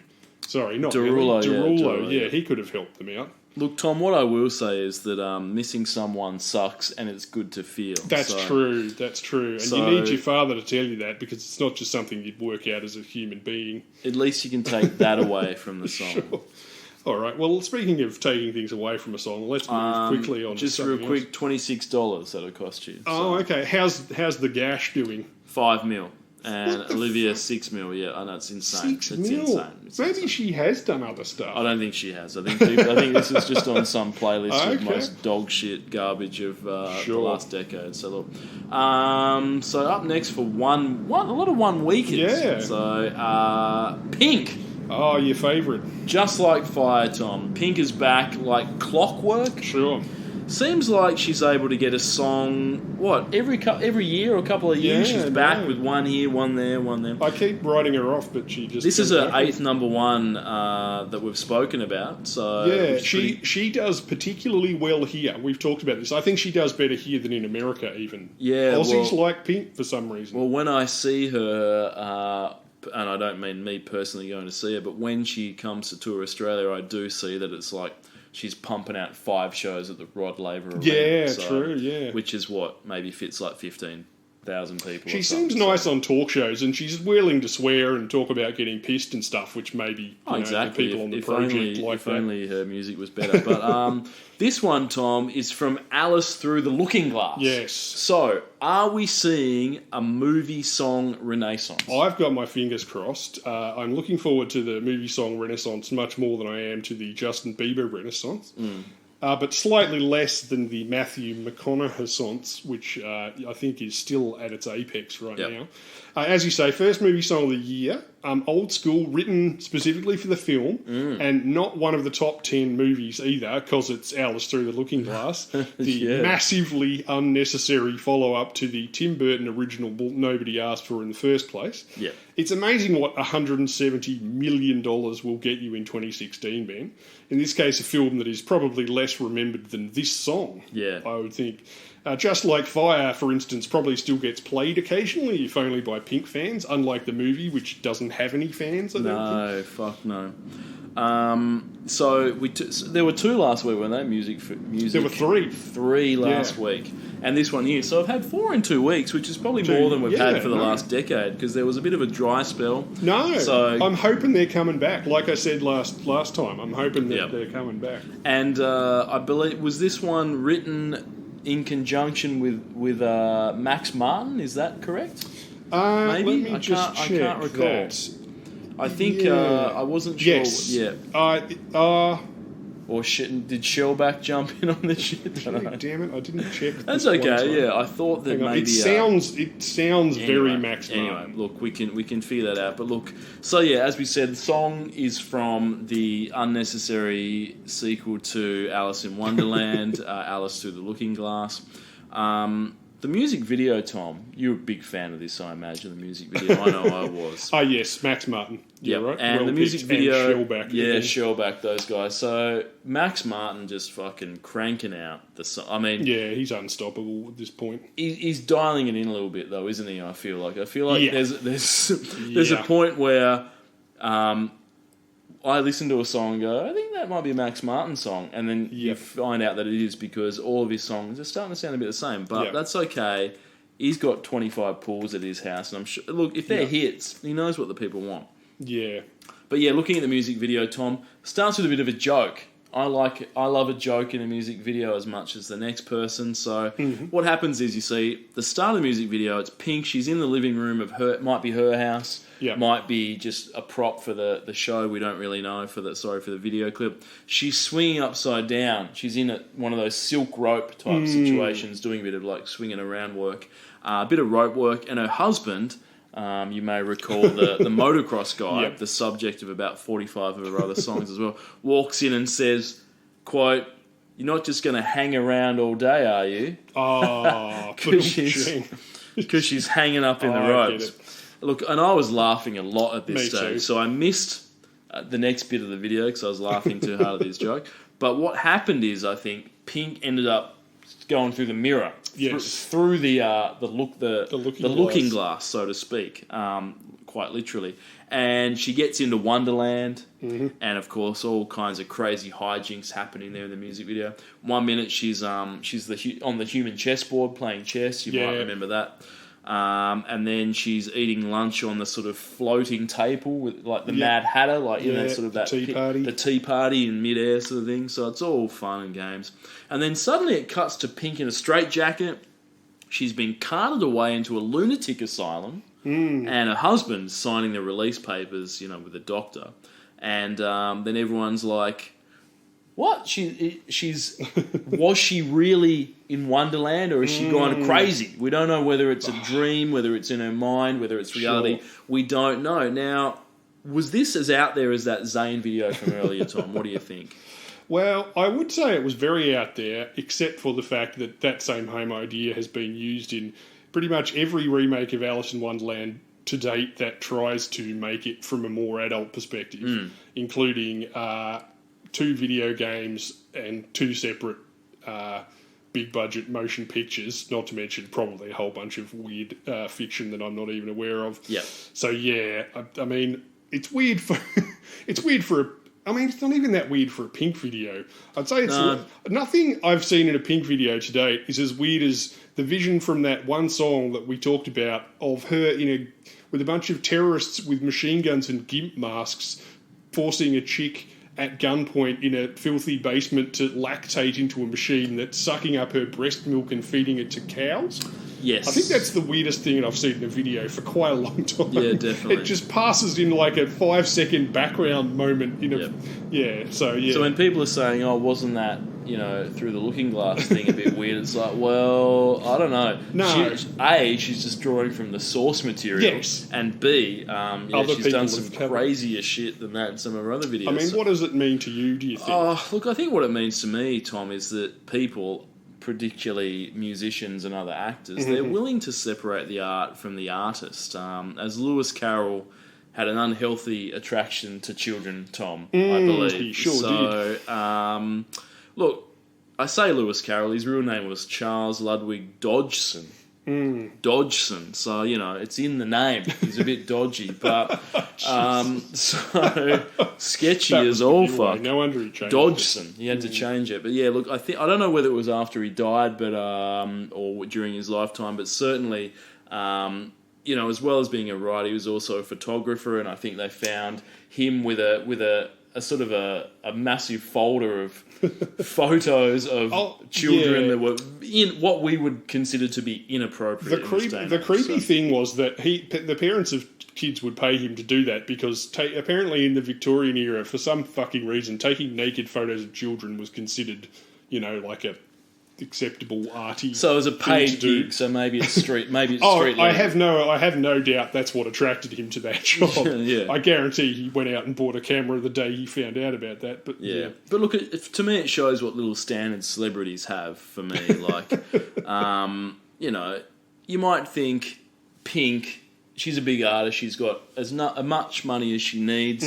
Doesn't need any more money. So someone comes here and says, "Hey, look, Alice Through the Looking Glass soundtrack. You want to do a song for that?" You might be like, well, look, I heard that, the creator, Lewis Carroll, maybe it's sort of his personal sort of views on certain things don't align with my own. I'm going to pass on that. But people don't do that. Pink's on the video doing the soundtrack. Johnny Depp's fucking in the film doing what... I mean, not that he has a lot of credibility, but you know what I mean? It seems like people are just willing to go, oh, you're going to give me 10 mil to be in this film? I'll turn a bit of a blind eye. So they're hypocrites, these fucking celebrities. Yeah, I mean, the separating the art from the artist debate goes on to this day. And I think, weirdly, maybe not weirdly, people give... The further back in time someone is, they get more of a pass, generally speaking. But I mean, as you say, clearly Lewis Carroll was the R. Kelly of his day, Ben, which is to say that people will still tie themselves in knots defending them, despite the fact that, A, they don't know you exist, and B, you can still walk into David Jones and buy their shit if you want to. It's not like anyone's taking Lewis Carroll or R. Kelly off the shelves. No, exactly. Yeah. But you can sort of say, perhaps I won't be on the soundtrack. Yes, exactly. But I suppose I often come back to the thing of, well, he's not getting any money for this. No, but he can't go to jail, and I don't know. Yeah, Pink is really no better than a human trafficker, though, is she? Effectively. Sure. So, no, and don't get me started on Peter Pan. That's creepy as fuck as well. Yeah. Look, the video, as you say, is by Dave Myers. It's a very expensive-looking melange of Alice in Wonderland imagery, which I reckon is reasonably effective, probably because it's not taken from the film. I was expecting it to be just the film with a bit of Pink, the traditional going back 80s style film video. Yeah. And therefore, some of it looks like it's really happening. Oh, yeah. Instead of whatever green screen shitfest the movie used instead. There's like, how did they make $170 million look so shit? I don't understand. I'm not really sure. Look, this, by contrast, this has actual mansions, costume changes, crazy makeup, Pink's daughter's in it, and Pink doing that rope acrobatic stuff, which is properly called aerial silks, apparently, if you're curious. Cool. Great. I gotta say, I always thought it was pretty cool that she learned how to do that Yeah. and put it into all her concerts. Like, she could do it over multiple songs while singing, like live in the air, you know. She put herself into hospital doing it on stage once in front of millions of people. I mean, FKA Twigs and J-Lo, for instance, taught themselves to pole dance for their art, which is physically impressive but unlikely to violently kill you in front of 20,000 people. Absolutely. I mean, seriously, imagine if you were doing the splits in a G-string and fell 4 stories onto your nutsack and died halfway through a song with Art of Seduction. People would be watching that on World's Wackiest Celebrity Deaths in 200 years' time. I know. You know, Exactly. there's no... I mean, it's a big risk to take, I reckon. Yeah. No, look, you're absolutely right. I mean, Pink could just do a live show and sort of phone it in, but look at, say, hey, here's something that crowds come to see. They've paid the money. Let's do something that's And visually not everybody appealing else and does it too. Like, it's not like, You get sort of like, you get a Pink concert and you get sort of an off-brand Cirque du Soleil for the one admission price. So it's pretty good. She always had a touch of the carny about her, didn't she? Certainly. She always I did. feel like going to see a Pink show is effectively going to the Launceston show, but with sort of slightly worse music than what you'd expect from that. That'd have a lot of Tom Cochrane, I think, there, and probably some Steve Winwood. I think you get a lot of higher love. I think. If anything, her partner is the human equivalent of a slightly threadbare, aged circus lion riding a BMX around a circle in Launceston showgrounds. Exactly. So I mean, I mean, I don't want to shit on people's careers, but the fact that she is married to like a sort of motocross dude does sort of speak sort of trashy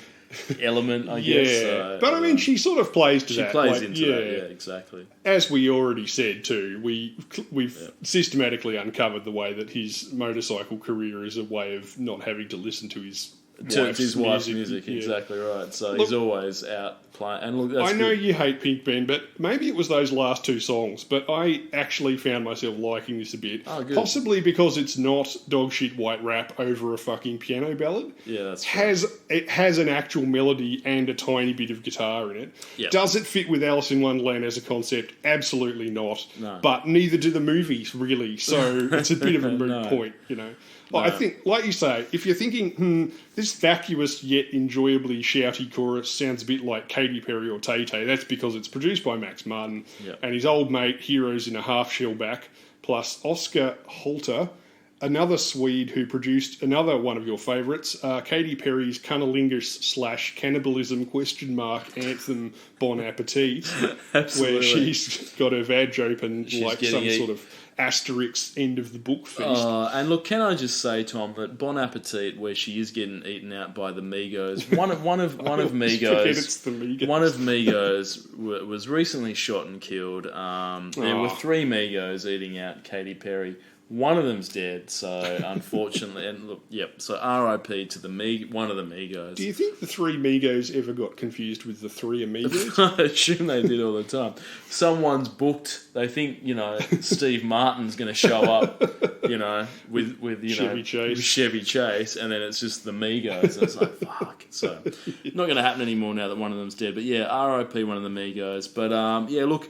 As you said, this is written by the same songwriting team as Raise Your Glass, that other one. So Pink's worked with them before. And all the Taylor Swift we listened to last year and blah, blah, blah. Exactly. So, look, good to see another movie song in there. Not my favourite, but not the worst. No. I think it's sort of alright. I think part of it is that I'm getting tired at this point of that Max Martin sound. It's not just him, it's that that sound has become so influential, him and fucking Heroes in a Half Shellback. Yes, so I was listening to the new Taylor Swift album this week because I really liked that Anti-Hero song and I thought, I'll give it a rest listen. And I gave up halfway through because every song is produced exactly the same. So they just it forces the melodies and everything into this thing. And I looked it up, and it's not even Max Martin. It's another guy who did most of the production, but he's just obviously looked at her previous work, and it just sounds exactly like her older stuff. So, you know. The weird thing is, don't though, know. I would have thought that if everybody is sort of producing pop songs, either Max Martin's doing it or other people that are like him are doing that, doesn't it just need someone to come along and just go, let's do something that sounds nothing like Exactly. that other stuff? It takes balls, though. I mean, Yeah. you know... And people might actually not want that. No, But I I think you gotta respect give- Taylor Swift for writing her own songs, Oh, yeah. but that does not mean that she's not an extremely calculated person, and I don't think that lends itself to risk-taking.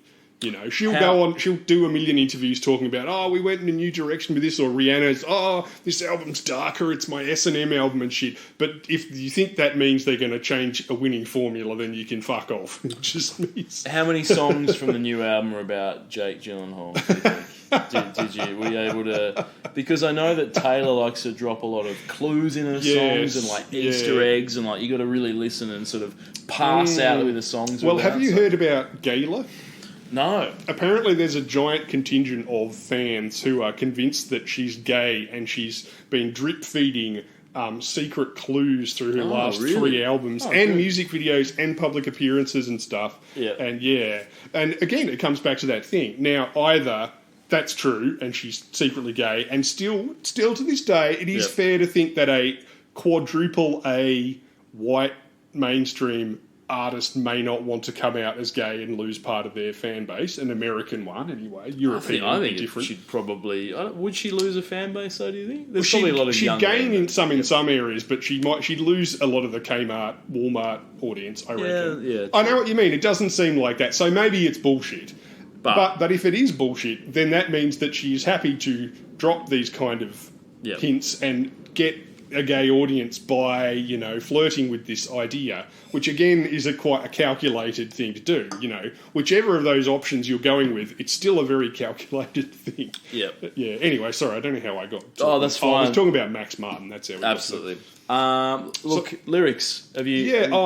Look, this is a. Are they very Alice in Wonderland themed? Are you sort of feeling No, that? they fucking aren't, really. This is a classic example of that annoyingly successful technique used by the Max Martins of the world, where they work backwards from a focus-tested, arena-friendly, shout-along chorus phrase, like "Just Like Fire," or "Hear Me Roar," or "Now We Got Bad Blood," or "I'm Down with OPP," or something like that. So you throw in ESL verses, and you're never going to get much more thematic content than a generic sense of sort of pro-me empowerment, like the last 20 Katy Perry songs and Rihanna, etc. Just like fire, burning up the way. If I could light the world up for just one day, watch this madness, colourful charade. No one can be just like me anyway. Now, like your gash, you know, it's a platitude, and like most platitudes, it's as undeniable as it is worthless because it's just obvious. No one can be just like me anyway. I mean, you know, fucking, what the fuck does that get you? Yeah, it means a That and $5 will get you a lukewarm cup of not very good coffee. Exactly. Yeah, they're terrible. No, I know you're not a big Pig fan. I found that less annoying than some of hers, but it's not great by any means. Oh, look, I'll tell you what I can say is that, this is one that I didn't mind. I think I gave it bonus points, I think, for just because I'm on that I'm hoping the movie songs are coming back thing. Oh, absolutely right. And I'd already forgotten that fucking Alice in Wonderland had a big budget sequel.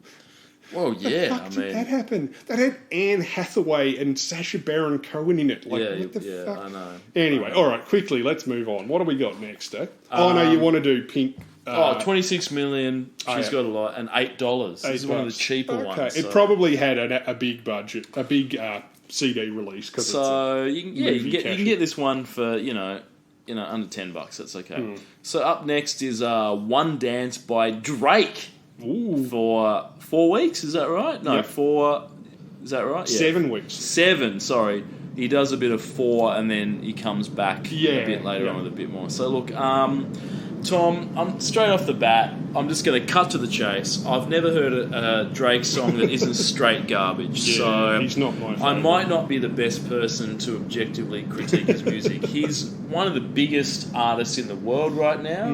But every time I've never actively listened to Drake, but every time I stumble across some of, like, through this or in a shop or whatever and hear it, for me, dog shit. All of it total dog I know, shit. I'm with you, Ben. I know normally when we have an artist that we personally don't like, then we take a step back and don't say anything bad about them. No. So, but at this one time, if you could work past your fundamental initial dislike for Absolutely. Drake, I'll just focus on the music. Exactly right. Exactly. So, look. but I mean, it was a success, I guess. You know, you can't argue with that. Yeah, look. Is this our first Drake? This is Drake's first number one song on the or chart. maybe Tom. he may have been in the. He may have been featuring on something. Maybe. But yeah, no.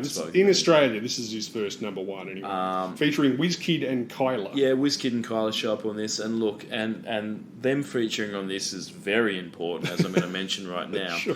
because credit where credit's due, Tom. And as I said, I'm not a big Drake fan at all. Not even necessarily a fan of this song. It's not very good. It's not for me. But what I will say is Drake has pulled a Timberland style sleight of hand on this track, Tom, and by that I means that he gets a credit on this as being the performer. He's the man that's like, you know, Drake featuring these two other people. Yeah. But he doesn't do any vocals on this. He does sweet fuck all. Oh, really? Yeah, the guest vocalists, both of them, do all the vocals on this. So he's the co-writer. He's a co-writer of this song, along with 8 other fucking people. Yeah. So he didn't produce it either. No. So this is just a song Yep. that's been... This is also this is not a cover, but Drake had heard an original song and said, I like that.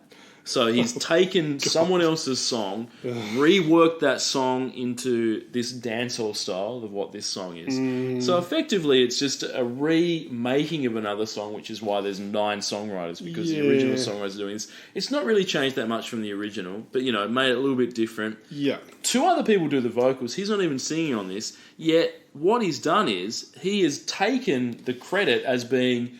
Drake, this is my number. If you write a song and you don't perform on it, then you don't get the credit. Like Ed Sheeran, friend of the podcast, he writes songs for all kinds of other people, but he doesn't say, "Oh, this is my song" when someone else is performing. Also, it. as a sideline too, Drake may be a person of colour, but he's Canadian. Yeah. So his authority to be writing a dancehall song is pretty fucking questionable. It's questionable to begin with. Exactly. I think his decision to redo this as a dancehall is the fact that dancehall was just happened to be popular at this point in time, of course, for some fucking reason. But as it featured in that song we've already had. He's very much a chameleon in the sense that it's just like, what the fuck should I hitch my wagon to at the moment because it's popular? So he does that. And also, what does that say about Drake's vocals when the first one of his songs hit number one doesn't feature him at all? Yeah. It's like people go, love that new Drake song, sounds different to the other ones, I'm into it. It's like, yeah, that's because he's not fucking singing on it. So no idea why this is one of his songs. You know, as I said, fucking Ed Sheeran doesn't take the credit. Drake has scammed his way to number one, just like when Timberland added that tepid intro to the One Republic song and changed the beat slightly, and then, you know, said, he spent like fucking 10 minutes on that, and it's like, it's Timberland's number one song. Drake's done the same thing. Yeah, or where David Guetta just presses the fucking pre-made beat button on the synthesizer underneath something and then sticks his name at the front end and then suddenly it's a remix. Garbage. Well, as said, this is technically dancehall, as was Rihanna's Work, also featuring Drake. That was the one that we did before. Yep. That only got to number 5 in Australia. No, we talked about it. Mentioned it. But she worked with him several times. That's how he got started, I think. But it was a big hit in America and is a lot more infectious than this song. Yeah. Works way better than this. Drake's first number one in the US was this one, although he had, as said, appeared on Work and What's My Name for Rihanna, which were US number one hits, and made it to number 2 with Hotline Bling. Of course. Like you say, it gets confusing because this is his first number one in the US, although he'd been on 2 number ones for Rihanna, although at least in those songs he's actually doing something. He's in it. Whereas this is his number one, even though, as you say, it's a stolen song featuring... It's a stolen song with instruments he doesn't and play, Kyla. production he didn't do, and 2 other vocalists who are doing the singing for him. Bullshit. Yeah. Total bullshit. Look, Billboard, who you can't trust... Clearly. We know that. You can't trust not those that guys. the R is it. We can't trust them either, but we have to, just for the This was sake of the 7 podcast. weeks, for fuck's sake. So But, you know, Billboard named One Dance the 2016 Song of Summer. Yeah, I mean, fuck that. Have you listened to this song? This is not the Song of Summer. This is not a world I want to live in that No. considers this song to be the Song of Summer. And what, you know, Billboard, they don't know what the fuck they're doing with these rankings. I mean, why would they rank this higher than the real hit of summer, Hello Friday, by Flow Rider, featuring Jason Derulo? Oh, they finally teamed up. They teamed we were up. talking about when they were Song going of to team Summer up. 2016. It's basically a TGI Friday fucking. It's a song going, thank God it's Friday, hello Friday. It's like Yeah. so it's a knockoff. It's a song that's a knockoff of a restaurant. That's right. But And of Flow course, Rider, I love Fridays. Flow by Rider Maddie and B. Derulo just going, Jason Derulo, thank God it's Friday. Like fuck, Yeah. that's the Song of Summer. If you want to listen to Yeah. a song, summer of 2016, listen to that. Yes. I mean, I suppose you could argue that maybe Dance Hall was the sound of the summer. Oh, But I mean, even then, that's a bit of a stretch. Look, this samples the chord stabs and vocals by Kyla from a UK song called Do You Mind, bracket, Crazy Cousins with a Z remix end bracket. yep, That song basically sounds like this, except it's 50% faster and more interesting. yes. Despite the vocals sounding like they belong in a completely different song with a completely different tempo. That's apparently a hallmark of that particular style, which is known as UK funky. Good. But Tom, you yell, grabbing both my lapels and screaming directly into my face, what is UK What funky? is UK funky? Well, Ben and I are UK funk heads from way back, we but are. to the uninitiated, you've probably bought albums without knowing the genre already, you know, Yep. from major UK funky artists such as Apple, Rosca, Marcus Nasty, Cold Steps, Funky Steps, Super D, KIG, NG, MC, Chaos Spidey G, or Fuzzy Logic featuring Egypt. Yeah. And of course, Got you all certainly memorised one of the dance crazes they popularised Yep. in the UK, such as heads, shoulders, knees, and toes, the tribal man skank, or the migraine skank, Yeah. which is also my pet name for Nicole Scherzinger. Most famously, as if I need to tell you, Funky D's Are You Gonna Bang Dough achieved mainstream success and was interpolated by Ed Sheeran in his viral 2010 freestyle alongside Example, the Nando's Skank, which is a YouTube iPhone video starring a pair of drunk white munters in front of some rubbish bins freestyling a song about Nando's over a stolen beat played on an acoustic guitar, and might be one of the worst songs I've heard in my entire life, Ben. And features Ed Sheeran. I know, and Example, which was good in a way because it made me feel slightly better about this Drace song, which really sounds uninspired and dull by Yeah, comparison. definitely. If you really want a good time about how artistically talented you are, even if you're a real estate agent who pours concrete on the weekends for fun, watch the Nando's Skank. You'll feel like the world's premier songwriter, I kid you not. And that's coming from one of the current biggest songwriters in the world. So that's great. Yep. Good stuff. Whew, well, there's a lot to unpack there. Yes, I know. I know. Jeepers. Wow. Yeah, look, this overtook Major Lazer and DJ Snake Song from last week to become the most streamed on Snake. Spotify. Yes. So you may recall Wow. that, so 2015 most streamed song of all time, Major Crazy Lazer, enough, was DJ Major Snake. Laser of all fucking And things. DJ Snake. Then this song, this has hit over 1 billion streams. I suppose it is worth pointing out that Yep. this is the beginning of the streaming era Yes, in the very much mainstream. so. So it's just kind of a series of people overtaking each other Yep. as we go along. So whatever I think the- by now shit's probably leveled out a bit. Yep. Although that said, I mean, you fucking most played YouTube video is Ed Sheeran, so Yeah. you know. I think a lot of it has to do with you think about Outside of 2015, how many Spotify users there were compared to today. So 100%. the user numbers just keep increasing. So when a new song hits, you assume that not everyone, but a lot of users are going to go stream that. So Yeah.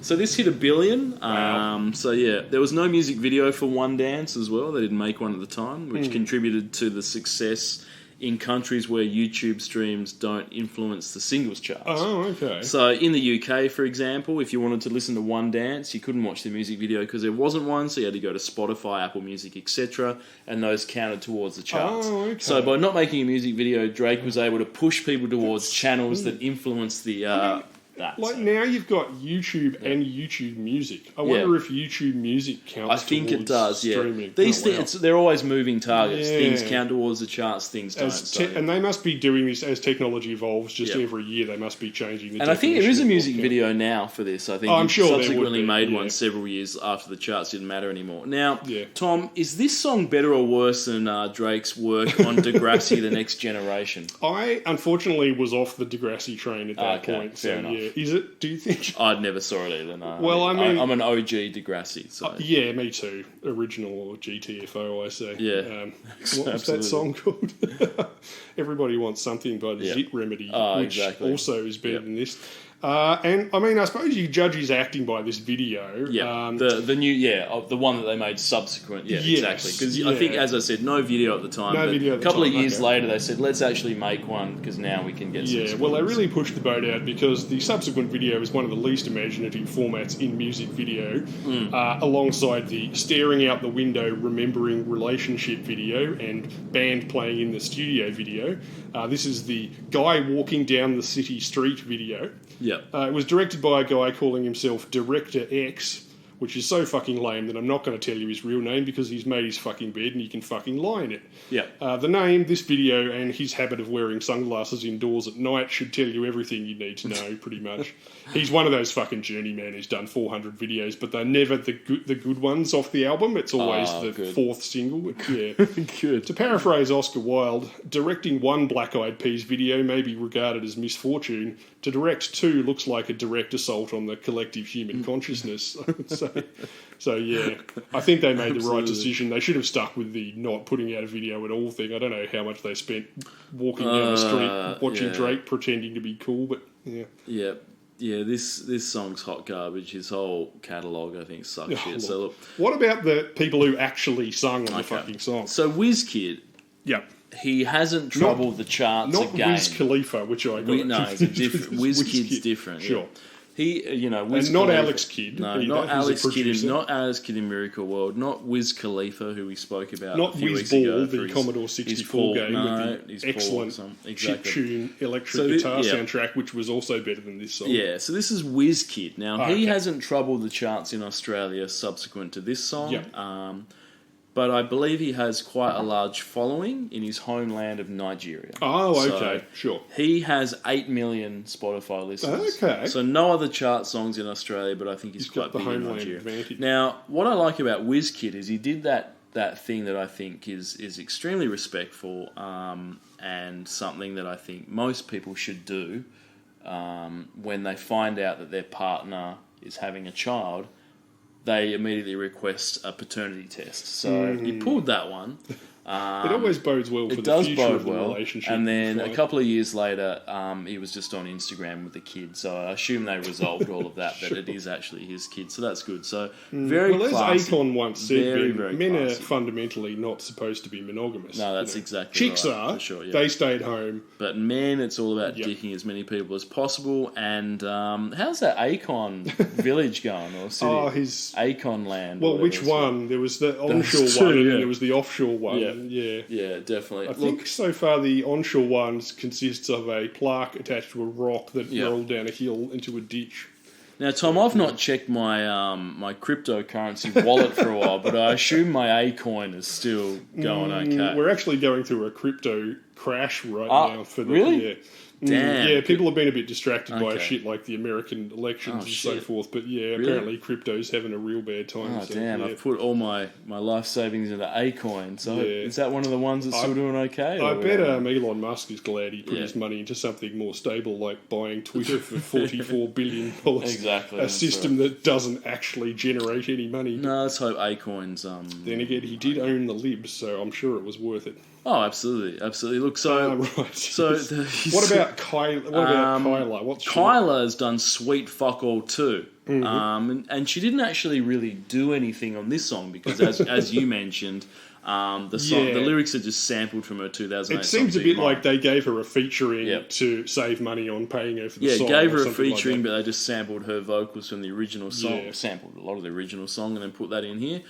2016 seems to be the kiss of death for featured artists. I don't know what it is, but Yeah, not it's a so bit great. weird. Or either that, or they're saving money on them by getting people you've never heard of who Yeah. don't have a huge future. But, Now, look, yeah. Tom, I just want to say right now that, look, just so that we're on the right side of history, Sure. Drake has been accused of grooming young female artists, and by that I mean teenagers, seems to spend some time messaging children through various social media apps, which is slightly alarming. You know, when people were like, oh, Michael Jackson, he's just in bed with some young boys. Sure, it's harmless, it's okay, don't worry about it. That girl in that video that was leaked giving R. Kelly a blowjob, she wasn't 13. Oh, that could have meant anything. People said she was 13, but I'm sure it wasn't a kid. It's fine, don't worry about it. Well, let's just say in a few years, if it turns out Drake is a sexual offender, the warning signs were all there. So the Yeah. question is, will the quality of his music save him from the court of public opinion? Well, I fucking hope not, because I Yep. don't like Drake at all. No. In fact, I'm blaming him, without a lot of boring evidence, Yep. for popularising my least favourite kind of hip-hop, e.g. that dodgy new mumbly kind that kids are into. fuck You know, yeah, the one that it's terrible. goes, stupid bullshit that doesn't rhyme. Stupid bullshit that doesn't rhyme. Auto-tune, auto-tune. Anyway, obviously I'm not a hip-hop expert, but for what it's worth, That's the worst kind. I saw a podcast panel the other day featuring Snoop Dogg, 50 Cent, and all of G Unit, and Snoop was saying the same thing. He was saying, I don't know what the fuck is happening with hip hop now. He's like, I don't know who to blame this for. Is it Future? I don't know. But look, does that make me as cool as Snoop Doggie's been? Logically, it would follow that I am, but I'll leave it for future generations to decide. I mean, what about you, Ben? Are you enough of a Drake fan to look past the fact that he was grooming Millie Bobby Brown online after the first season of Stranger Things when she was 12 years old? I'm not big enough of a fan to look past that. Look, I think that, when you're as big as Drake, a lot of things get swept under the carpet. But what I've learnt is that things seem to come out over time. Yes. So I would say generally, if you're going to groom 12-year-olds, be like Lewis Carroll and die 200 years ago. yeah, I think that's So you're yeah, safely on the other side of for the sure. turf. So look, if Drake can die now-ish, he might be saved, but I don't really know. So Can moustaches be fatal, Ben? yeah, they can be fatal, I think. And also Michael Jackson, he's got Billie Jean. Yeah, He's got exactly. Bad. What's he's Drake got? A he's meme got- of him in a sweater. He's got holding Dirty his hand Diana. up. He's Yeah. got Michael Jackson's got and these are all pre-pedophile songs as well. I'm talking. You may notice, Tom. He's got a big catalogue of great songs that are pre-ped that we can listen to till the end of time. But Drake, I don't think he's got the hits for a big of No. artist that he is. None of these songs are going to stand the test of time because it's all in that shitty No. mumble rap. Are people going to be listening to fucking Auto-tune. Hotline Bling in 20 years? Oh, no, fuck, they no, aren't. no one's listening to it now, are they? It's like 5 years ago. So, yeah, dude sucks. He's going to prison. You've heard it here first. Sure. Definitely. And recently I did see that a YouTube reviewer said that his new album was a bit shit, left him a negative review, and then Drake just DM'd him on like social media and just basically called never him a out as good being sign. a dickhead. It's Just never like, a good sign, wait a is minute, it? dude. So a reviewers just went, your new album isn't Yeah. as good as your other stuff, it's not so great, and you felt the need to sort of message them on Instagram and be like, well, you're a fucking dickhead. So Multi-millionaires. he's fallen, he's fading. When he's will fading. they You wait for it. learn? If you've got millions of dollars, be like Beyonce. Just pay someone to do your social media, or just don't And have ignore any. it. No one gives. No, man, it's why? not. It's never going to be good. No, exactly. You know. So what about the lyrics of Anyway. this? They must be top fucking notch. Well, I mean, with a tight crew, you can get down to some real, honest, heartfelt stuff, Yeah. as demonstrated in this song that was written by Drake, 40, Wizkid, Kyla, 1985, Logan Sama, China Black, DJ Mafarisa, and Crazy Cousins with a Z. Oh. Strength and guidance, all that I'm wishing for my friends, nobody makes it from my ends, I had to bust up the silence.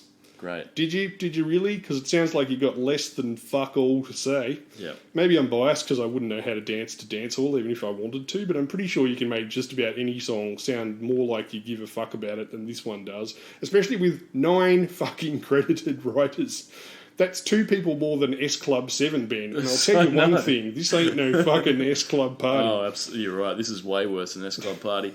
Well, that's one of the best songs of all time. But look, you're right, Tom. For a genre called dancehall, it implies the ability to dance in a hall, and no one is fucking dancing to this. No. And look, what I can say is those lyrics are so terrible. No wonder Drake just went, "I want no part of this. No. I want to offload them to my, I- co-featuring dudes." I strongly suspect that the original that he pinched, the one that Kyla was originally on, has probably got better lyrics than Oh, this. it can't be worse. Let's face Yeah. it. It's Can't be just, worse. it's basically just a mumble mouth, badly rhymed attempts to say, "Oh, I grew up on the mean streets of Toronto, Canada." It's Yeah. like that guy from Denmark. No one believes that shit. Oh, it's bullshit. Absolutely All right. What do we got next? Just real quick, Drake has 63 million listeners on Spotify, which Sure. makes me a bit sad. WizKid has Fuck. 8 million. People love him in 63 million, Nigeria. that's got to be like Yep. shy of, who was our top? Was it Rihanna? I think I think Ed Sheeran. It was might be Ed the Sheeran. top, I think but- that Drake but might Drake's be under is Ed fucking Sheeran. close. Yeah, Yep. fuck. Kyla's that's only got impressive. 500,000, probably all from this song. None available on Discogs at the moment. So if you want to get one of these in your collection, you're going to have to wait.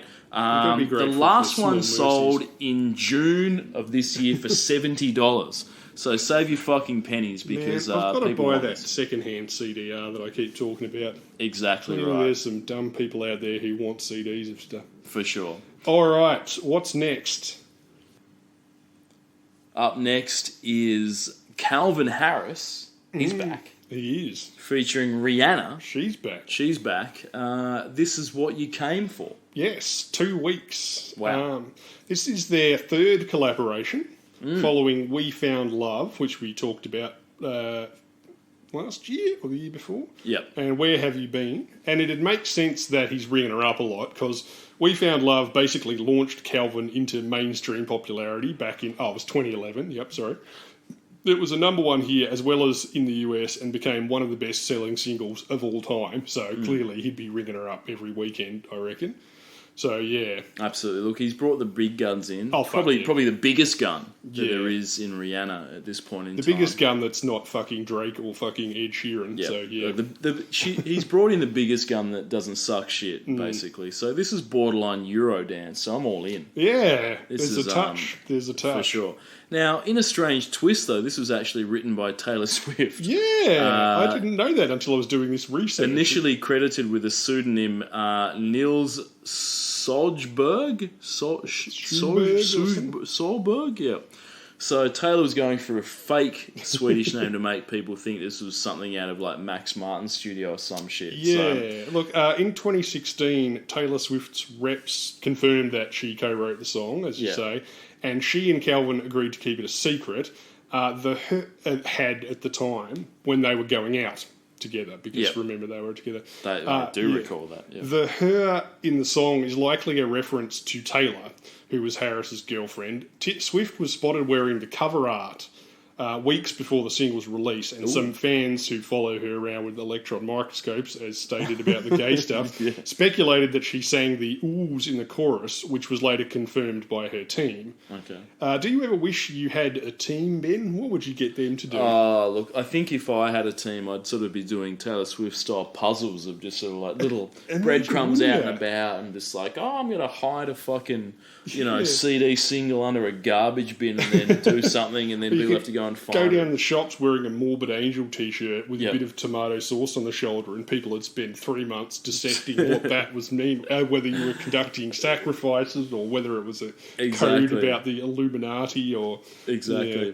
So, and I think that's sort of, I mean, Taylor Swift does play into that by, it's sort of, I don't know whether she does it just for her own amusement or whether it's sort of like to engage with the fans, but it seems to be that sort of shit. Like, I'm Yeah. going to wear this T-shirt, and then people are going to be like, oh, what does it mean? Like What I does it mean?" said, she couldn't resist. Yeah. No. I heard a comedian once say, look, this is nothing new.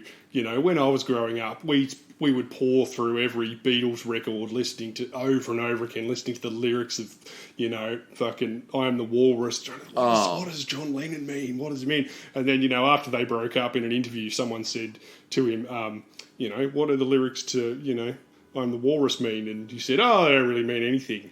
And then we went, what does he mean by that? What could that mean?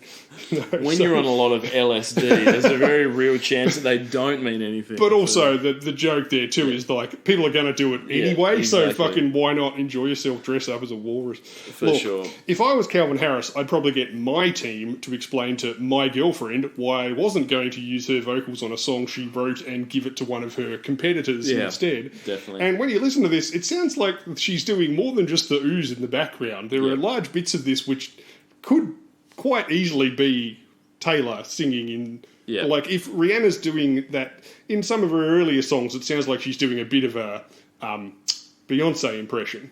Yes. And in this one, it sounds like she's doing a bit of a Taylor Swift impression, which is kind of weird when you think about it. Why the fuck they didn't just use Taylor? Maybe she was super busy wearing a pride flag sweater that week, I don't know. Not sure, exactly. She could have been. So look, but Taylor had this to say, I think when a pseudonym comes in is when you still have love for making the work, and you don't want the work to become overshadowed by this thing that's been built around you based on what people know about you. So isn't that just being an artist, though? Like you write a song, and then people go, oh, it's written by you. But she's like, I don't want people to know it's written by me. I don't want that to overshadow that. But then 2 weeks later, you go, oh, yeah, I did write it anyway, so it doesn't really matter. So look, and that's when it's really fun to create fake names and write under them. I wrote under the name Nils Solberg because those are two of the most popular names of Swedish males.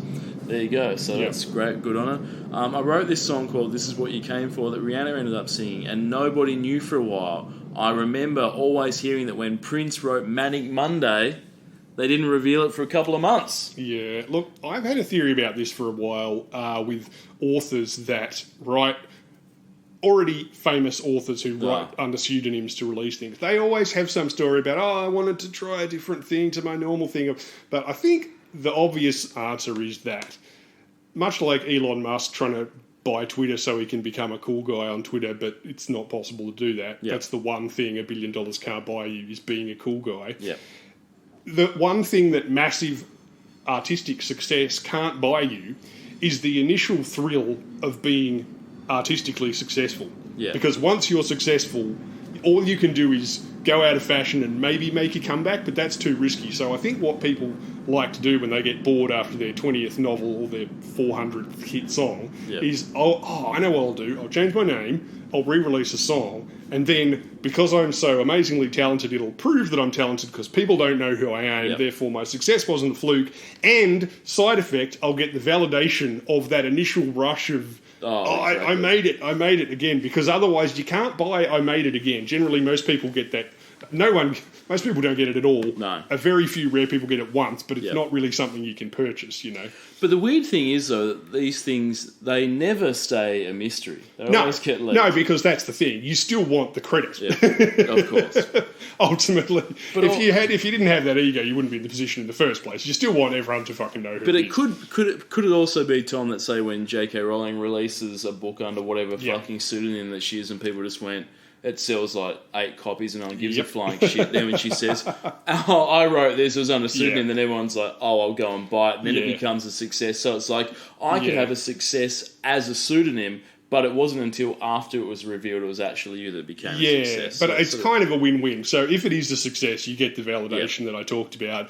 And even if it's not, a little bit of a blow to the ego, but then you just tell people that it was you, which you were planning to do after 6 months anyway, and then it's still a success. So I mean, what do you think for Prince, though? You think Prince is like, he's not telling anyone, he's just at nightclubs just going, yo, I fucking wrote Manic Monday, and people are like going, what? And he gets to like finger slay a few more chicks or something at the Paisley Prince, Park. He was so prolific that, like Ed Sheeran, I guess it's possible that he did just not think that one particular song was quite good enough for his next album, and then someone else took it.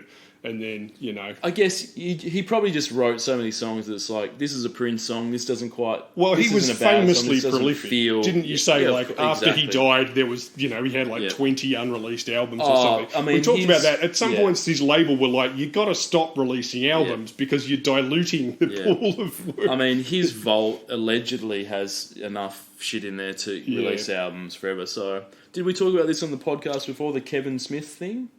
Kevin Smith was going to make a documentary about Prince. And Oh, he really? And he met Prince like a couple of times, and he was like, "Can you make this doc?" And it never went anywhere. Yeah. But apparently, I think Kevin Smith like got to see the vault or something. It was just basically like it's this fuck. He was just like, "Oh, there's so Yeah. much shit in there." And it was good stuff, not like Michael Jackson's vault. No, which has like corpses Mostly in full of it. his Yeah, exactly. collection of tiny little shoes. Exactly. So it was like Auschwitz, basically. So, but yeah. So I think I think that that was that. So yeah, Prince very prolific. Yeah. And look, you know, I'm sure Taylor is as well. She's probably another one that's super prolific. And Ed Sheeran, people that just write songs. For I'm people. not saying Ed Sheeran's good. I'm No. just saying that, you know, No. you can be prolific to the point where you have songs that you don't think are good enough, but someone else might come sniffling along around in the Yeah. rubbish, as we'll get to later this year. Exactly. So look, anyway, as for this song, unfortunately, Taylor and Calvin, they couldn't last time. Yeah.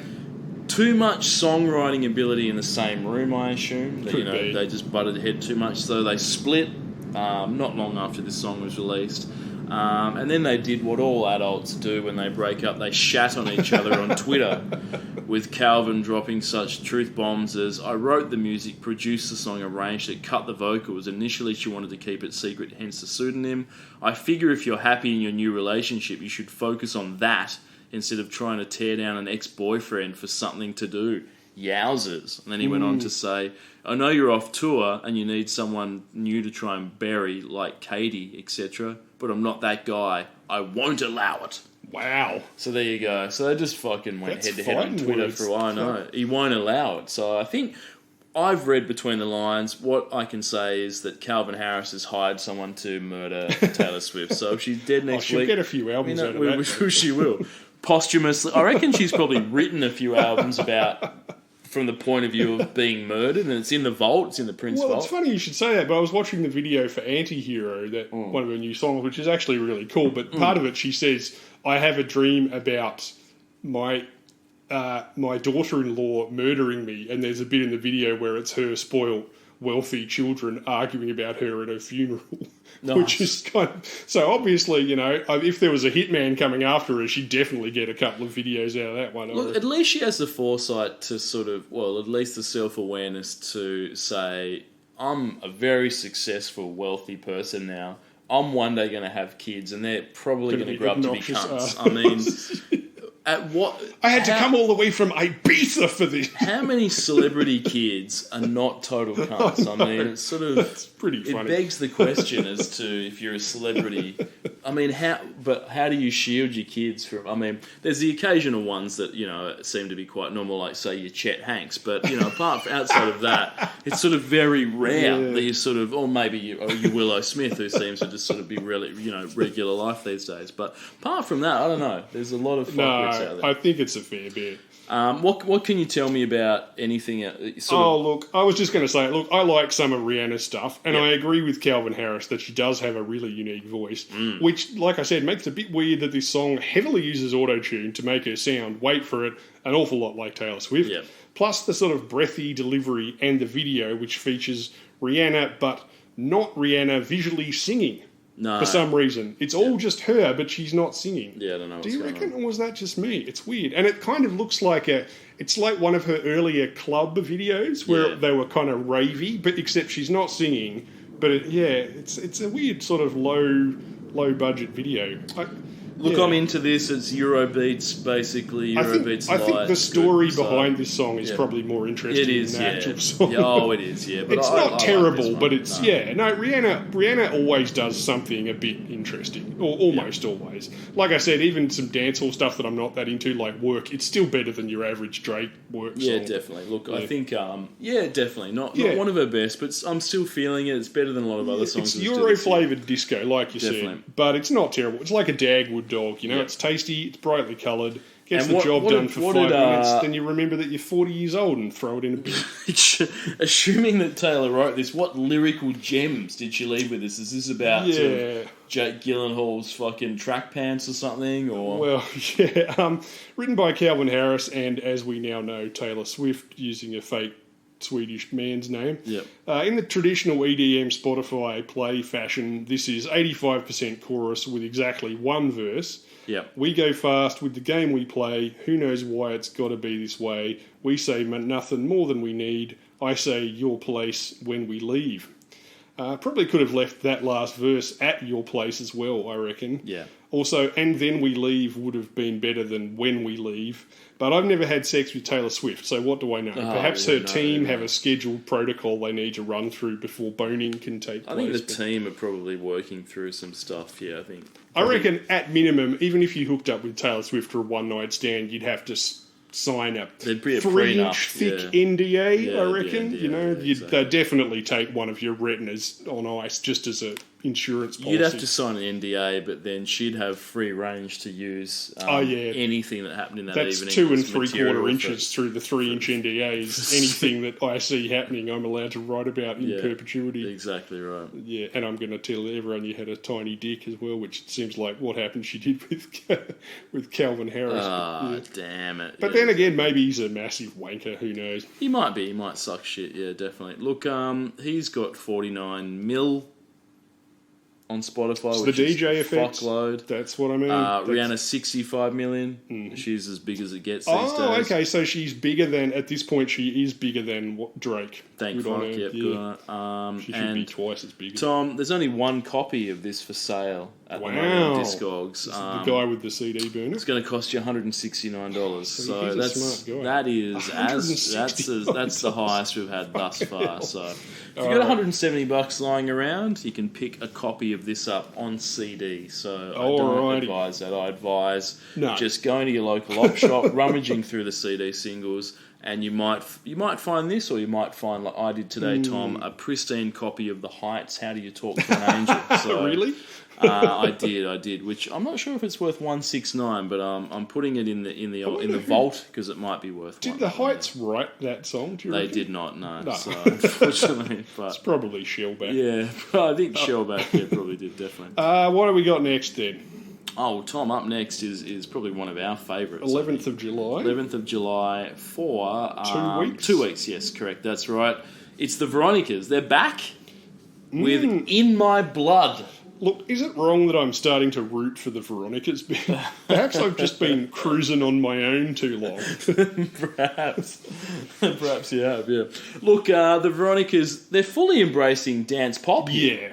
which is Any great. hint of punk roots that Yeah, they used to which have is great, yeah. far gone. At This is point. way better than, I think in the past we've spoken about a few Veronica songs. There'd been I think there was a shit piano ballad like last week. Yeah, that was or a before real that. dirge. That was That fucking was not garbage. great. And they've done a bit of sub-Avril level pop Yeah, that punk, was like which is their also first not great. album or two. So this is, for me, this is their sort of, this is where they're at, I think. They should stick with this sort of dancey pop thing. Look, for me, it's still a few tiers below the dance pop Kylie stuff from about a decade ago. Not quite as good as that. Still sounds But a this, bit for me, out of this time. is a step in the right direction. Sure. One of their best ones that I think we've heard so far. And yeah, look, it all works for me. Now, Tom, I don't know. This isn't a song drawing attention to women's menstruation cycle brought to you by Bacardi Breezes or something, is it? Do we know that? Is that sort of... I think it's. Do we know whether I that's it? think Pink Bats are sponsoring this. Oh, okay, Pink Bats. Tasmania's I wasn't longest sure, running yeah. insulation service. Because you never know when Veronica's released a single, you don't know exactly what it's about. So, No, that's right. Can I just say real quick that I tried to buy a copy of that finger blasting anthem, sold out Yeah. on the 7-inch single. That's right. So cruising on my own. Clearly I'm sought gonna after. have to visit the resale market, and who knows how much people are asking for that. So, which is all right. Now, watch the music video. Mm-hmm. The whole music video is red. Yes. Fucking So oath. they're in a red room. Their clothes are red. They've got red hair. They've got some lipsticks. The props are red. You know what else is red? What? Blood. Fuck. You know what this song's called? In My Blood. Yeah. Connected it all together. It's the art Yeah. sort of stuff that it's that attention to detail that I expect from Seriously, Veronica's. you're not wrong. This video is the reddest thing I've ever Yeah, seen. I think so, It's yeah. like Karl Marx on the fucking rag. I highly recommend Absolutely. watching the live performance instead of the official video. Yeah, I was into it. Because this thing looks like the punchline of the joke about why the tampon wouldn't talk to the other tampon. Yeah. You know that joke? Why's that, Tom? Because they were both stuck up cunts, man. But it does. It's just two people wearing red in a red room featuring all red objects. I think you were going to talk about it, but the live video is way better. Oh, look, we can talk about that now, Tom. So they performed this. You're talking about the 2016 ARIA Awards? Yep. Yeah. So this is a fucking red hot performance, Tom. Yeah, I'm sure a lot of people might have written them off at this point because they've been around for a while. We've been talking about them for nearly 10 years at this point. So 10 people episodes. might have been like, oh, they're like an Avril Light duo, fuck that. Oh, the last thing I heard of them was some piano bullshit. But here they're back. They said, let's keep it upbeat. Let's Public do this. profile. You know, and here's what I like about the Veronicas. You know, pop music is saying we want tropical house, but the Veronicas went no, No. we don't. We're saying no to what the general population or what the general consensus is we should be doing. We're just doing this dance. We're music. not doing dance hall. Exactly. They could have done dancehall. They could have done tropical house. They could have done future bass, but no, they just did a good old fashioned pop dance banger. They performed this at the ARIA Awards 2016. They started off in what looked to be sort of red latex dusters. Yeah. Sort of that, and sort of to set the scene. They're backstage at the Arias. They're looking in a mirror in the bathroom. In the bathroom, they've got their red leather dusters on. They're getting ready. They're in the bathroom, and it shows them getting ready for the performance. And then they sort of make their way out. Yeah, walking the camera through the follows audience, them in one shot. Walks out through the audience onto the stage. During the course of making it from the bathroom to the stage, they drop the red leather dusters, Tom, and they're just topless. Just covered with glittery red body paint. Yeah, it looks like they've got sort of sequins glued to their skin. Yep. But they're nude from the waist up, effectively. But it covered certainly in looks sequins. like it, yes. Yes, so look, anyone at that point had ever wondered about the precise dimensions of the Veronica's cans, they had to wonder no more because they were on full display. So I can't say which of the Veronicas had the bigger cans. They are identical twins. I think they're about the same. So in case you're wondering, you can check it out on YouTube and see yourself. But look, what I can say is that when they were doing this performance, quite brazen, I think, quite brave to get up there and do that. Certainly Just make an impact, made a very big impact. There was a drummer up there performing with them, which is whack as fuck because there's no real drums on this song whatsoever, so it made no sense at all. The cover of the CD single, if you've seen that. I think that inspired this performance. Exactly. Yeah. So it has them in a similar pose, but to show they're not a one-trick pony, the body paint was purple. Yeah, the and they're single. not wearing pants So, either. so the CD single, purple body paint in this red body paint, but yes, very sort of... look, it's a bold performance, I think. It is, say the least. I should say, just in case you haven't seen it, their faces aren't covered. No. It sort of goes up their neck. It sounds a bit... Yep. It probably sounds weirder than we're making it. It's glittery body paint from neck to pants, and they're wearing pants, and then... Yeah, I mean, look, people said this is the most erotic performance by two fake lesbians at an award show since Tattoo had 200 schoolgirls throwing their underpants at Puff Daddy at the MTV Awards. But yeah, I mean, it was a pretty great performance. They both look amazing and are singing live too. It's not miming. Yep. It looks like it costs maybe 10% of the average live VMA song, but is just as entertaining as most of them are and takes about half as long. It's just a pity it's wasted on this kind of unremarkable tune, I reckon. Because by contrast, if you spent 10 times as much on the audio production for a big Euro guy like Shellback, Alex Kidd or Mario's Cement Factory on this one, maybe they could have hit the US charts, instead of going nowhere except for 2 weeks at the top of the Arias, probably on the strength of that one awards show performance. Yep. Because how many copies do you reckon that, a topless, sparkly, live music performance would have sold, Look, I've not seen any at the op shop, Tom. So people are hoarding their copies. Might have been time for the publishers to dust off that old dusty roll of stickers that they used to keep that said includes music video and start plastering them on the front. Exactly. Includes live ARIA performance. We haven't had to use these since Holly Valance. For sure. Yeah, absolutely. Oh, by the way, we'll put the link to that video in the thing I'll so throw you that can watch it. Yeah. Absolutely. Look, Tom, I read some sad news though recently, and that is that the Veronicas are waving goodbye to Australia for good and making a permanent move to the United States in early 2023.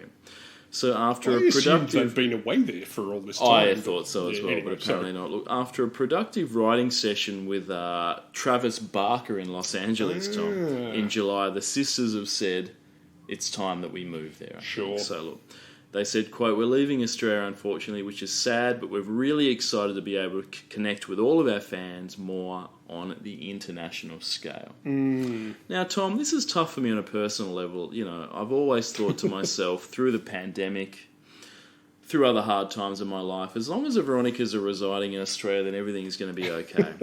Now that's been taken away from me and replaced with the uncertainty as to if I'll ever be able to see them live again. True. So, I don't know. Are you going to be able to, when you wake up every morning, you're going to feel the same knowing that the Veronicas, you know, they're somewhere in our fair city of Melbourne, Tom. They're somewhere they're out there sleeping, maybe just in the Docklands, maybe over in the casino. I don't know. They're somewhere here. But one day you're going to wake up and know that they're on the other side of the world. Does that sit okay with you, or is it a bit of a sort of, you know? Well, I am slightly reassured by the fact that, as far as I can remember, they were touring about 6 months ago with their Godzilla vs. Human tour. And I think that was only this year, sorry. I think it was planned last year, but delayed by COVID. So, yeah. No, in fact, they're playing tomorrow in the Coburg Velodrome. Are they? So, yeah. Really? November 12th? Yeah. Wow, there you go. So there you go. Oh, probably. Yeah. I can't. So Probably you won't go. miss them that much. Well, I hope they find time to duck in and say hi to their mum on the way through. Yeah, and don't exactly. just run straight back off to LA to spray purple glitter all over their cans. Do you reckon you can you jump the fence into that Coburg Velodrome? I'm not going to pay for this, but look, tell you what. Maybe if you show up with a 10-speed bike, they'll let you in. Yep, definitely. Just shouting with a megaphone, shouting out, "Play in my blood" with the body paint. So, probably be escorted out. But yeah. Sure. Play cruising on your own. Play cruising on your own. This next one's brought to you by Vodka Cruisers. You know what they're going to play. So Look, lyrics. yeah, what do you got for me? This was co-written by the Veronicas along with Anthony Igizzi and David Musumeci. No Travis Barker on this one, unfortunately. No, Damn, that's who a shame. previously collaborated with the latter two on their 2014 single "You Ruin Me," which was that sketchy piano one that somehow got to number one. Yeah, that was garbage. We don't have to wait all night to know if this is really love. We don't have to wait all night because I can feel you in my blood. Jessica described the track as, "It's that elated, euphoric feeling of love at first sight. I was going through something at the time I wanted to capture. Love and adrenaline are rushing through your blood. It's like a chemical injection. You've instantly connected with someone. You're knocked out by this person." I mean, number one, congratulations, genuinely, on falling in love at first sight. That doesn't happen often outside of bullshit romantic comedies, so seriously, well done if that's ever happened to you.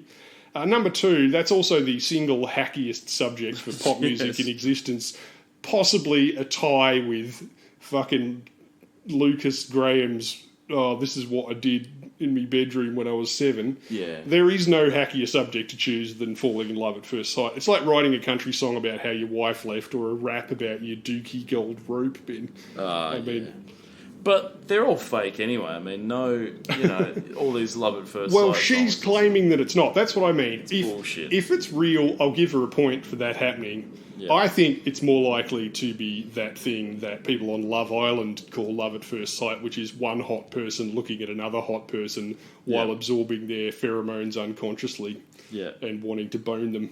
Exactly. And then the love at first sight mysteriously turns to run out after about 9 months when they see another hot person. Yeah, exactly. Sure. The lyric, "We don't have to wait all night because I can feel you in my blood." How do you feel about that? Feel you in my blood. Is I'm that? not sure how well that would play among the ex-junkie community. Yeah. The people with Hep C. Not sure how they would feel about that lyric. What do you think? Well, that's what I thought. I thought it was like an AIDS reference, maybe. So I can feel you in my blood. I'm not really sure. I mean, it's a shame, really, because that video kind of... Again, that video suggests, like that "You Ruin Me," the video suggests a more interesting scenario than their fucking song actually delivers. Oh, absolutely. You could bend this. Blood is still a sort of suggestive, sanguine metaphor. You could use that to say something interesting, but they've chosen not to, and instead They have chosen could have, but the they didn't. dullest potential subject matter for a song you can Oh, possibly have. damn straight. Exactly right. All right, Exactly. what do we got next? Well, look. Oh, you want to do the Veronicas? Yeah, 1.7 mil on the Spotify. Yeah. They're doing okay. I tell you who they're doing better than. Boring Delta Goodrem. That's who they're doing better than. Well, She they fucking did. Sucks. They managed to get a bit overseas. I remember. I think the last time we talked about them, they only had 800,000. Oh, they're going up. So yeah, I reckon That's good. cruising on people in America are like, what's this song about the Veronicas wanking? Yeah, let's fucking listen to That's that. So right. good. And $3. This is within budget, Tom. So pick this up. So yeah, that's one that we can afford because I'm not paying Yeah. $170 for No, that one, that's so crazy. bonkers. All right, Tom. Up next is Katy Perry. Ooh. She's fucking back, and this time with Rise. But Rise. unlike a lot of hers, this is only 1 week. 1 week, Which one is the week. kind of thing that around this time was having people. I remember this is when I first started hearing people saying, "Has Katy Perry gone off the boil a bit?" Oh. Whereas like Rihanna and Taylor were similarly just riding a rocket into the Yeah. stratosphere. But anyway, Look. look, didn't we already have this? You ask. No, that was called Raw. This is Yes. Rise. It's a very different song, right, Ben? One's it's by- yeah. super different. Oh, it's a extremely very, different. very different song. Although some have said that this is a spiritual successor to Raw, so I don't really know. Look, Tom, this was created, what seems like, for the sole purpose of being used by the NBC network in America during their coverage of the 2016 Rio Olympics. So we didn't mention at the top of the show, but 2016 was an Olympic year. Rio this time round. Oh yeah, of course. In all my experience, in my experience, Tom, all the best songs are affiliated with the Olympic Games. I'm talking Amigos Para Siempre, or Friends for Life, those that don't speak Spanish. This one, obviously. Fuck, there must be others. Well, I was going to say Cup of Life, and then I remembered that was FIFA. Actually, I did do a little bit of research, and Bryan Adams and Nelly Furtado teamed up for the song Bang That Drum for the 2010 Winter Olympics in Vancouver.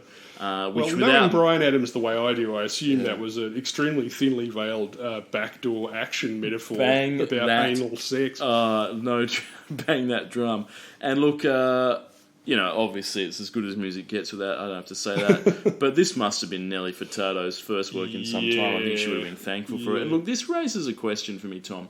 Do you think, can a parody song hurt an artist? And by that I mean, do you think that Weird Al has ever done a parody of a popular song, and that parody has been so powerful that it's either destroyed the career of the artist or it's sort of, diminished the quality of the actual original song? Do you think people have heard the parody and thought, oh yeah, that the original song, yeah, he's right in this parody, the song is kind of shitty, I'm not going to listen to that anymore, and then the song has been sort of destroyed off the parody? Do you think that's ever happened?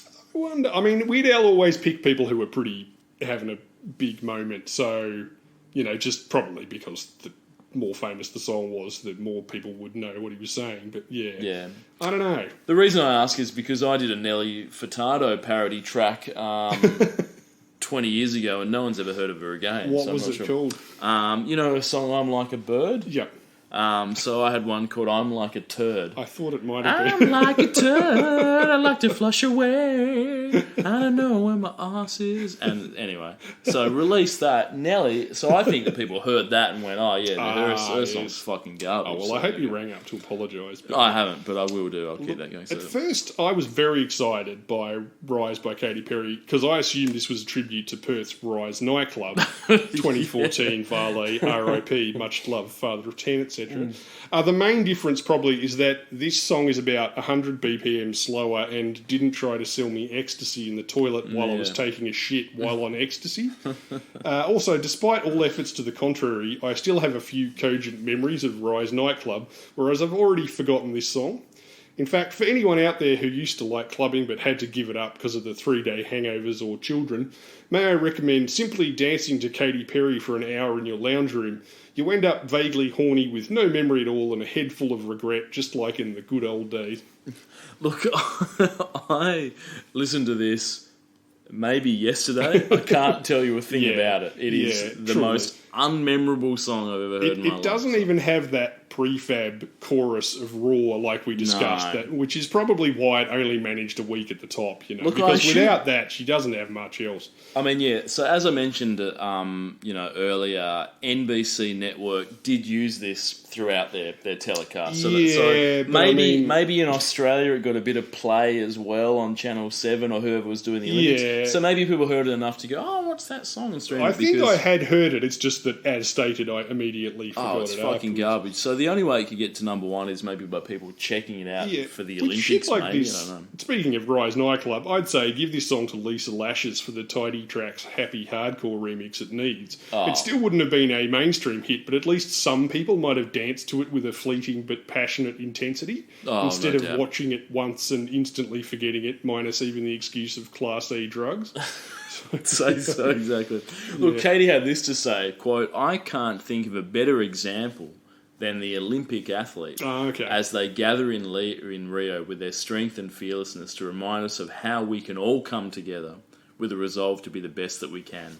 I hope this song can inspire us to heal, unite and rise together.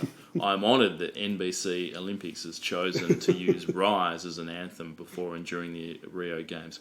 Tom, can you think of a better example than the Olympic athlete as they gather in Rio with their strength and fearlessness to remind us how we can all come together with a resolve to be the best that we can? Well, I can think of one which would maybe be if, say, a massive American free-to-air TV station like NBC had maybe hired a fucking actual person from Rio, maybe an up-and-coming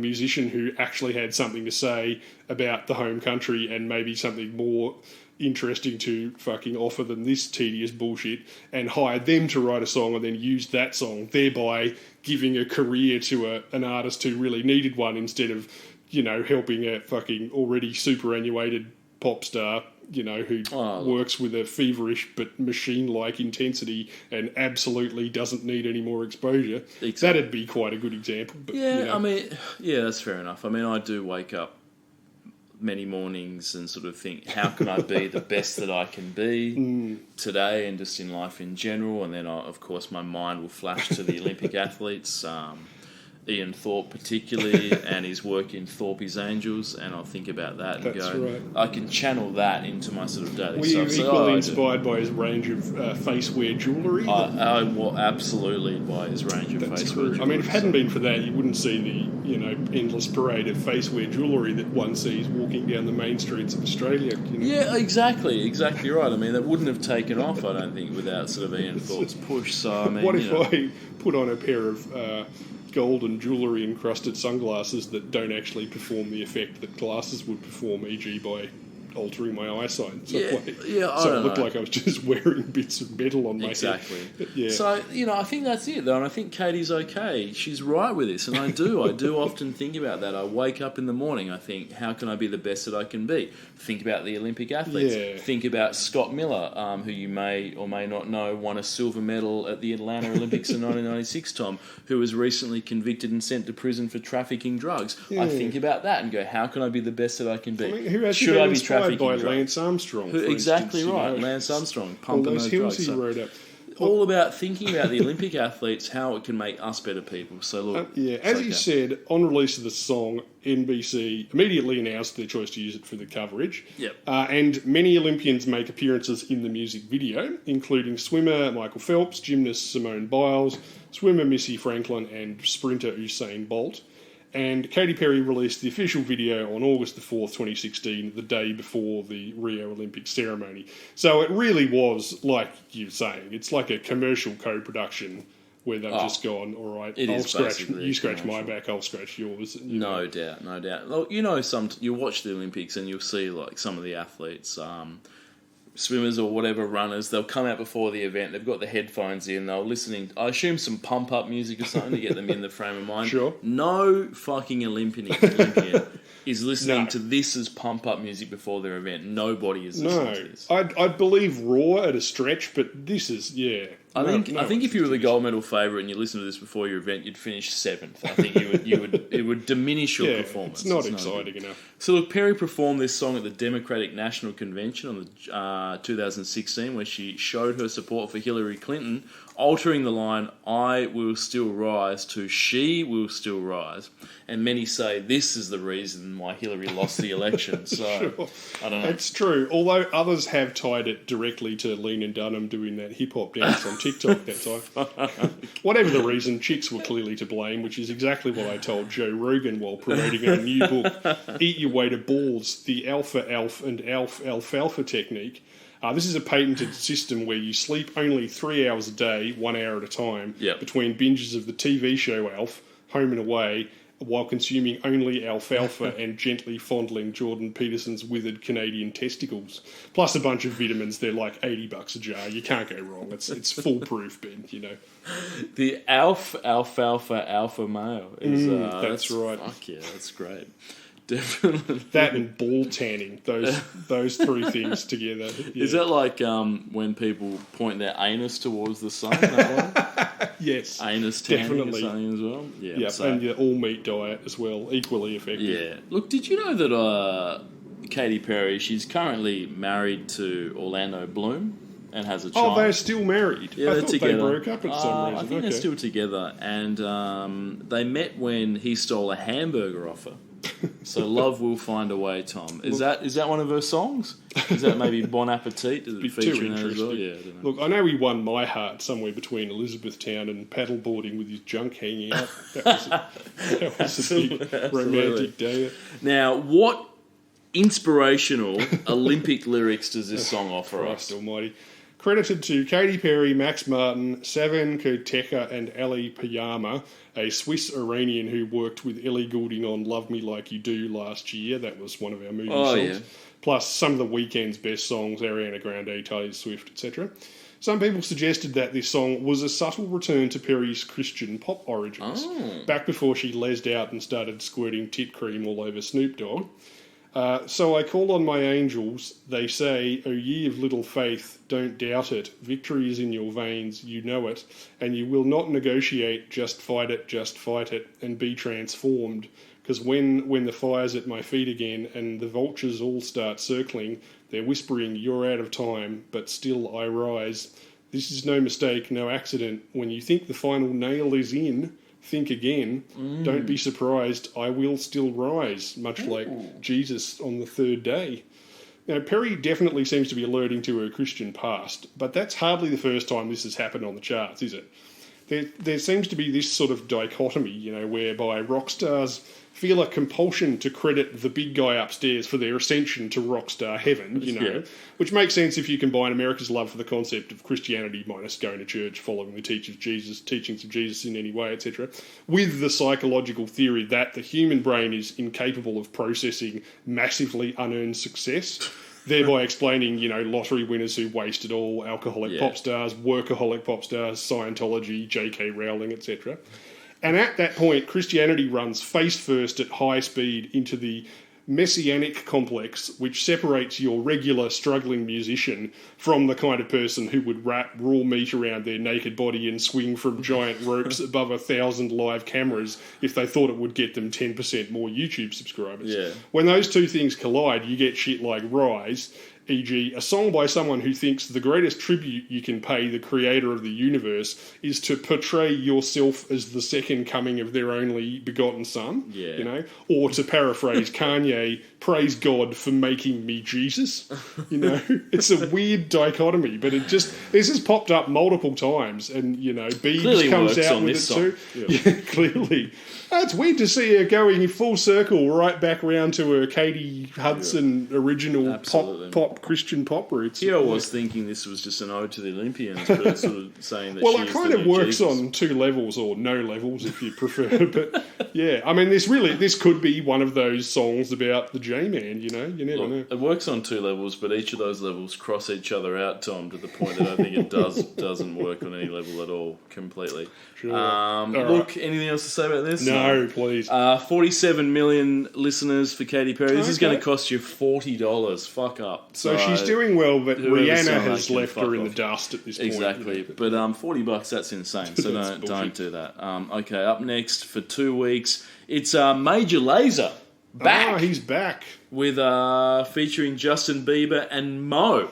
He Mo, is, Mo, yes. she's back. Mo's back as well. I so. forgot Major Lazer got this Yeah. high in the chart. So Major Lazer featuring Mo, that's 2 years running. They Yeah. featured last year. This year they've subbed out DJ Snake for Justin Bieber. Dare I say a case of diminishing Bad returns, decision. as this doesn't quite have the power of last week's No, lean it on, I doesn't. don't think. But that's the DJ Snake effect. It's I've always true. said that, you know. You don't know you need DJ Snake until you don't have him, and then you're sort of like going, where's DJ Snake? So, That's right. Yeah, yeah. look, just to clear something up from last week that we were talking about, the O with a dash through it in Mo is a Danish vowel that's hard to pronounce in English. It's similar to the in the French word bleu, like as Okay. in cordon bleu. Cordon bleu. So luckily, me isn't a stickler. So, I guess. According to her, people can say mo, mew, or moo, she says, which is nice of her, I guess. Yeah. Anyway, mo is less, or moo is less, definitely less Katy Perry / Bieber, and more on Major Lazer's druggy backpacker wavelength. Yeah. And she's leading a appropriately multicultural crew here. We've got a Yank, a Mexican, a Jamaican, a Canadian, and a Dane. It's a veritable who's who of who blocked the hostel toilet with spew at 4 a.m. It really is. So, yeah. I don't know. What did you think? I like the one from last week better. I like Lean Yeah, On me more too. than this. Me So too. look, it's okay. Look, it's, memorable in a way, but not Yeah. as good as last week. But look, obviously, what I would say is though that it's particularly memorable for me and okay. for you, Tom, but not for the songwriter. No. So the songwriters don't seem to care for it, and this is what I found out. One of the songwriters of this track was Ed Sheeran. Oh, that's right. Yeah. Ed Sheeran penned this, if you can fucking believe this. And this is what he had to say, Tom. Cold Water was a weird one because I didn't even know that song existed. It was a song I must have written somewhere at a time when I was writing a lot of songs, and I did it at Benny Blanco's house, that guy. And I got an email from Diplo, yo, that Cold Water song is dope, can I have it? And I was like, I've got no idea what you're talking about. That's what Ed Sheeran said. So I didn't bother replying, didn't even write back to Diplo. Look at that, Ed Sheeran to say, I don't even have to I know, reply to doesn't Diplo. even I don't have even time got to to bother. Diplo. Then he emailed me and he was like, yo, Justin Bieber wants to hop on that Cold Water song. Is that cool? And I'm like, what are you talking about? And then the song came out, it was number one, and I was like, oh, that song, I remember doing it, but it was kind of really, really slow. I remember hearing it and being like, that kind of sounds like me. Oh, it is me. So this song is so great that Ed Sheeran, the man who wrote it, completely forgot that it even existed.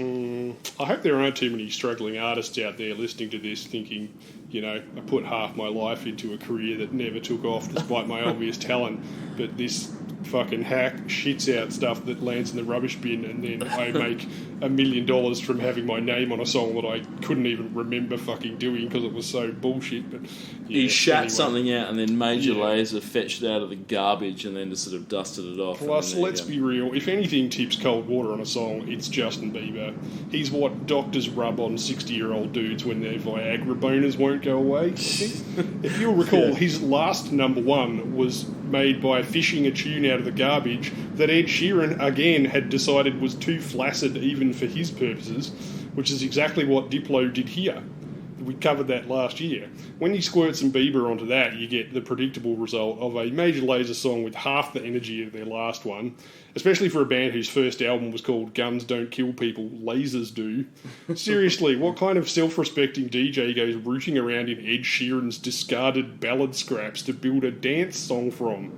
I suppose the kind who wants to hit number one in 2016 for 1 week, I guess. Yeah. I like to imagine Walshy Fire and Ape Drums had the good sense to stay the fuck out of this one, because if there's any evidence of either of them in this song or video, I couldn't pick it.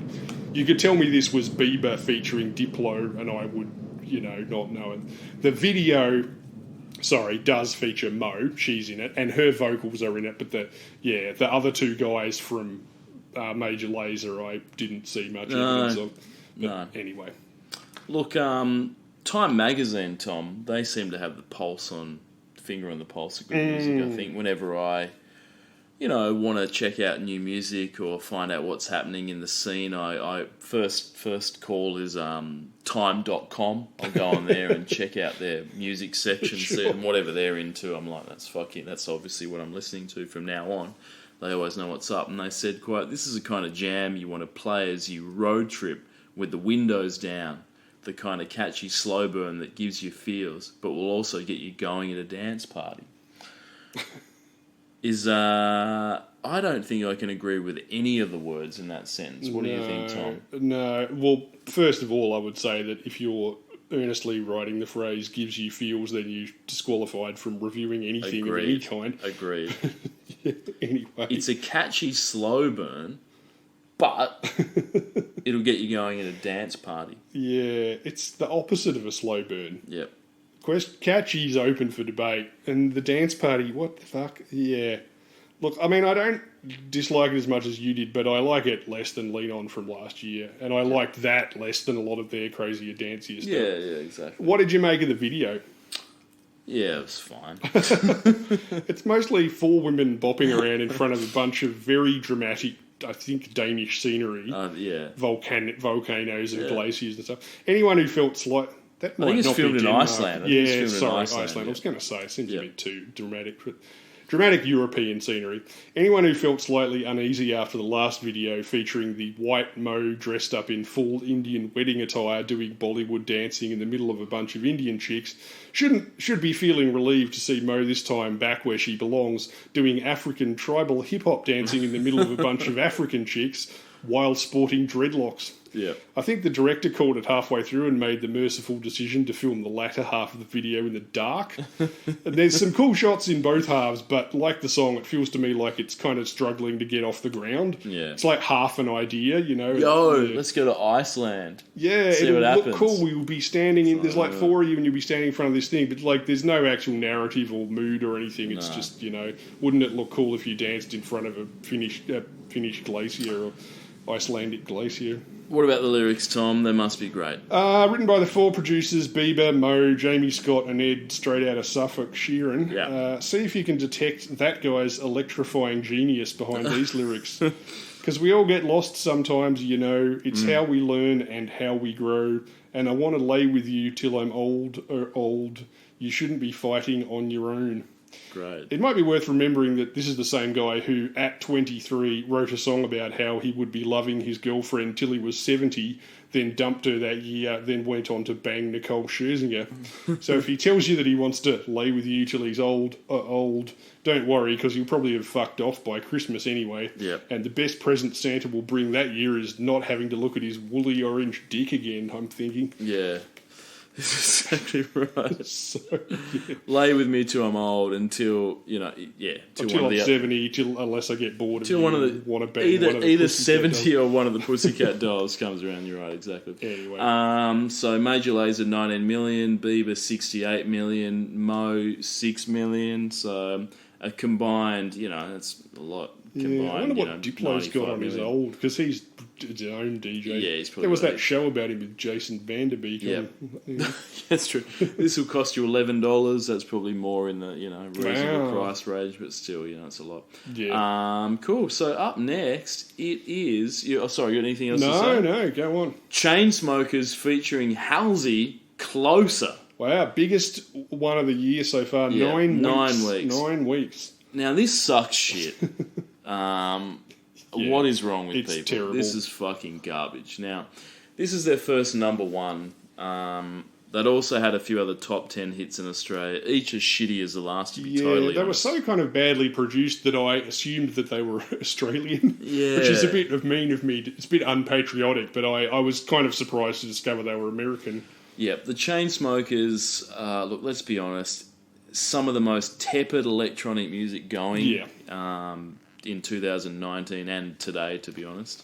But they dethroned Calvin Harris to become the highest paid DJs in the world, which is fucking disturbing. Yeah. They also teamed up with Coldplay at one stage, and I'm amazed that the universe wasn't sucked into a boredom vacuum I know, at right? that collaboration, because both of those artists are awful. It might be worth pointing out that the highest paid DJs in the world doesn't mean that they were the biggest selling or even richest. It just means that some cunt at a festival thought they were the biggest thing and shelled out for them at that point. But Paid them a lot of money, but I know what you mean. They are so boring that I found myself thinking that I would actually have more respect for the Chainsmokers if I discovered they were actually chain smokers. Yeah. You know, if they were both on stage with a permanent Winnie Blue in the corner of the mouth. As it is, they look like young liberals who just discovered Rip Curl.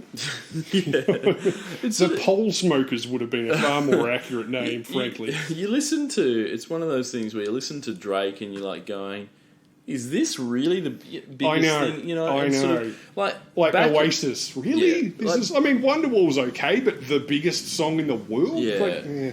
I just sort of feel like back in the 80s and early 90s when sort of Prince was massive and you'd hear Prince songs, you're like, oh, these are, you know, had a lot of great songs. It's like, this dude's one of the biggest artists in the world. And it's like, well, yeah, he's got a lot of great songs. He's very prolific, okay. And then you sort of go, wait a minute, what? Drake? Yeah. And then Ed with this Sheeran? as well, it's like the Chainsmokers. And it's just so bland and annoying. I mean, the group seems to exist for the sole purpose of producing music that can be played, you know, in H&M. You know, you go into the shop and it's like, here's some boring music that's not going to offend anyone. It's not in the shop. I'm in there, you know, and I'm not offended because it's just it's just bland as shit. I know what you mean, Tropical House, it kind of fails at even the basic level of dance music. Oh, yeah. E.g. creating a thing that people can dance to, because if you can fucking dance to this, I'd be very surprised. I'm calling this electronic music because it's all electronic, but and dance they played music festivals and shit. And they're called DJs, but I mean, fucking even that's stretching it. Supposedly what set them apart was that they sang their own lyrics. Although a listen to one of their hits would raise a number of subsequent questions that are too obvious even for me to bring up. Let's just say that Alex McTaggart's pseudo-rapping here would give Ed Sheeran a run for his money, standing in an alleyway with examples crabbing on about Nando's, provided that the money was a 20-cent coin I'd just flicked across the room, smooth criminal style, directly into the butt crack of a terminal cancer patient. Because that's about as far as I'd run for this shit. Oh, absolutely right. Look, it's pretty weird. I mean, the Chainsmokers is a name, fine, whatever. But when they asked about the origins of the name, this is what they had to say. At the time of conception, it was just totally like I was in college. You know, I enjoyed smoking weed, and you know, it was just like, yeah, the domain's open. I don't have any like underscores. So the domain's open. Seems like as good a reason as ever to choose a name for your group. That might be the single worst reason for choosing a band name I've ever heard. And when you look at some of the band names we've listened to, I thought Passenger was the most boring band name we've had so far. But seriously... So these dudes have literally gone onto Instagram and typed in the Chainsmokers and it's like, oh, it isn't taken yet. Let's just do that because the domain. I don't like cigarettes, but I have smoked weed before. That's not what that means, but never mind. So look, they've obviously put the same level of thought into the name as they have into their music. It says everything, it's doesn't fucking it? boring as hell. They've basically, music said, here's some shit loops available on GarageBand. I'll play 2 notes on the synth and we'll see if Halsey's available. Yeah, but don't worry because he sings his own fucking notes. Wow, what an achievement. And look, as for the context of this song, this is what they've had to say as well. This song is dedicated to anyone that's hooked up with their ex and right after remembers all the reasons why they broke up. Sure. That's not the worst thing. Yeah. It's not the best, but it is more original than I Fell in Love at First Sight. I'll give you that. It should be dedicated to all the people that heard this song and then realised it was made garbage. a terrible mistake. Made a terrible mistake by listening to it for a second time. So, quote, a lot of inspiration for the song writing comes from bands like Blink-182 and Taking Back Sunday. You feeling the Blink-182 vibes on this one, Tom? Well, like the Smokers said, yeah. I mean, look... I got carried away here. No. The lyrics do mention Blink-182, and although that might have been Halsey's doing for all I know. Yeah. As the Yeah, so as they say, was it inspired by the Blink-182 song Miss You, supposedly, which it is not as good as. In fact, this song underlines not one, not two, but three variations of an idea I've previously alluded to on this podcast. Specifically, one, don't mention better songs in your song lyrics, dickhead. Two, don't steal the title of better songs, cocksnap. Yep. And three, don't sample better songs in your song, Wanklord. Yep. The last one is particularly damning here because, let's be real, if you're ever tinkering with a tune and you accidentally drop in a Frey sample and realise you've made the song better, then it's time for the old Ed Sheeran technique, aka throwing the lot into a sewage treatment facility so Bieber can fish it out later on. I mean, honest to God. Did they A/B this Will.i.am style, you think? They definitely didn't listen to the Blink-182 song and A/B this. Yeah, this is about as punk as Taylor Swift, so it's clearly not that. Yep. I mean, and even the Miss You, like he says himself, it's not about missing someone, it's about being in lust with someone again briefly that you didn't like because you broke up. I mean, terrible, yeah. Look. For sure. As we mentioned with Train, when they mentioned Mr. Mister in that Hey Soul Yes. Sister, I just want to listen to Take These that's Broken right. Wings way better. Or fucking California Girls by fucking Taylor, by Katy Perry, don't name your song after a better song. Yep.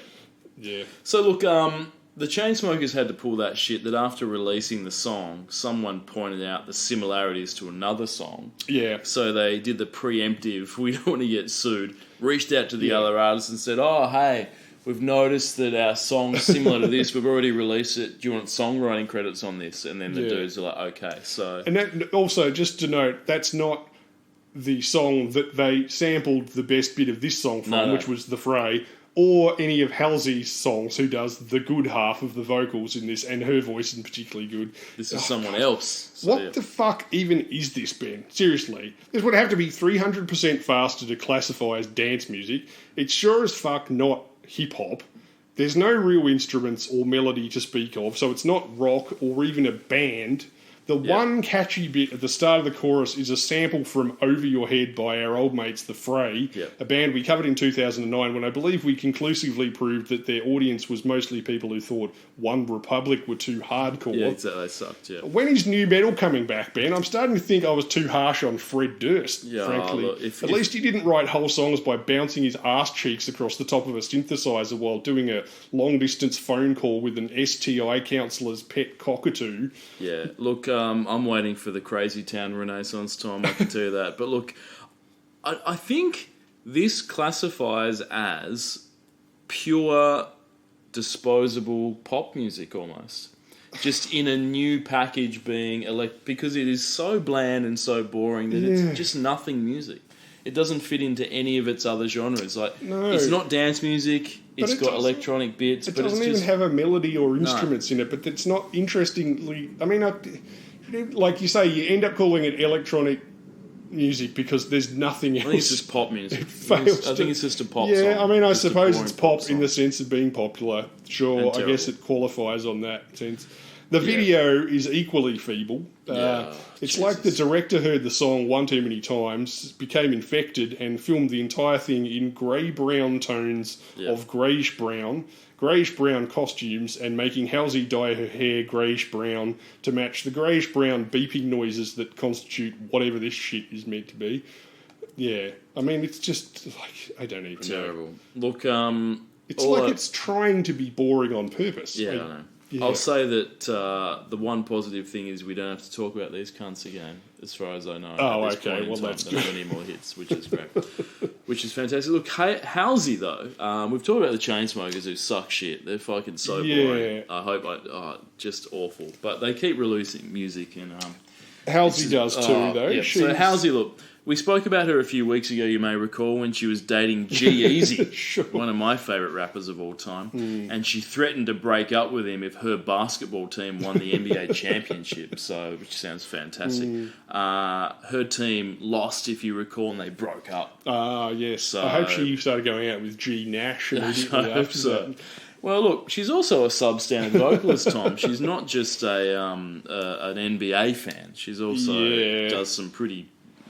I'm going to be fair, not great vocals, but she's been able to use a unique and in inverted commas unique vocal stylings and make a career out of it. Look, I read a bit about her background. She grew up sort of when she was 17, I think. She sort of moved out of home or was kicked out of home, depending on what story you want to hear. She was homeless for a period of time, just sort of basically sleeping on the streets, on couches, wherever she could. She even contemplated turning to prostitution in order to make money to survive, so she had a bit of a hard time. But she met some people, was into music, was able to, connect, get into sort of songwriting, getting into doing, recording stuff. And look, it's fortunate that people enjoy her annoying vocals, because otherwise she might be out living on the streets today. So look, she was able to sort of create a career. So look, power to that, because she's been able to etch something out of, she's quite popular now. So good on her. Just not for me. I'd say like Kesha, she sort of sits at like the sort of B tier pop starlet level. Yep. Where her sort of, she kind of gets by on personality and a sort of perceived authenticity to her stuff, despite, as you say, not being a especially good vocalist and not being sort of supermodel hot like Taylor Swift or like crazily talented,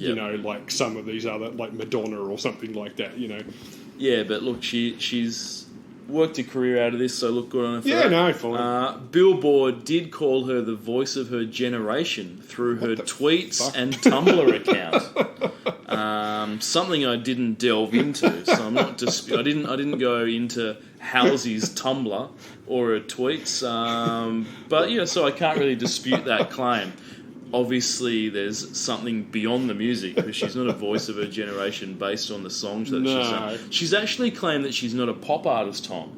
She's an alternative artist. She just does a fucking shitload of pop collaborations. Yeah. The only songs of hers that I've ever heard are pop songs. Sure, but she's not a pop artist. Yeah. It's just that occasionally, like 90% of the time, she'll dabble in the sort of pop music stuff. Just like Linda Perry from the Four Non Blondes. She's not a pop artist. She's just written 85 songs for Gwen Stefani and Boys to Men. Exactly. But apart from that. No, really, she's a grunge singer. That's what... Now, talk me through these lyrics, because I imagine they're fucking awful.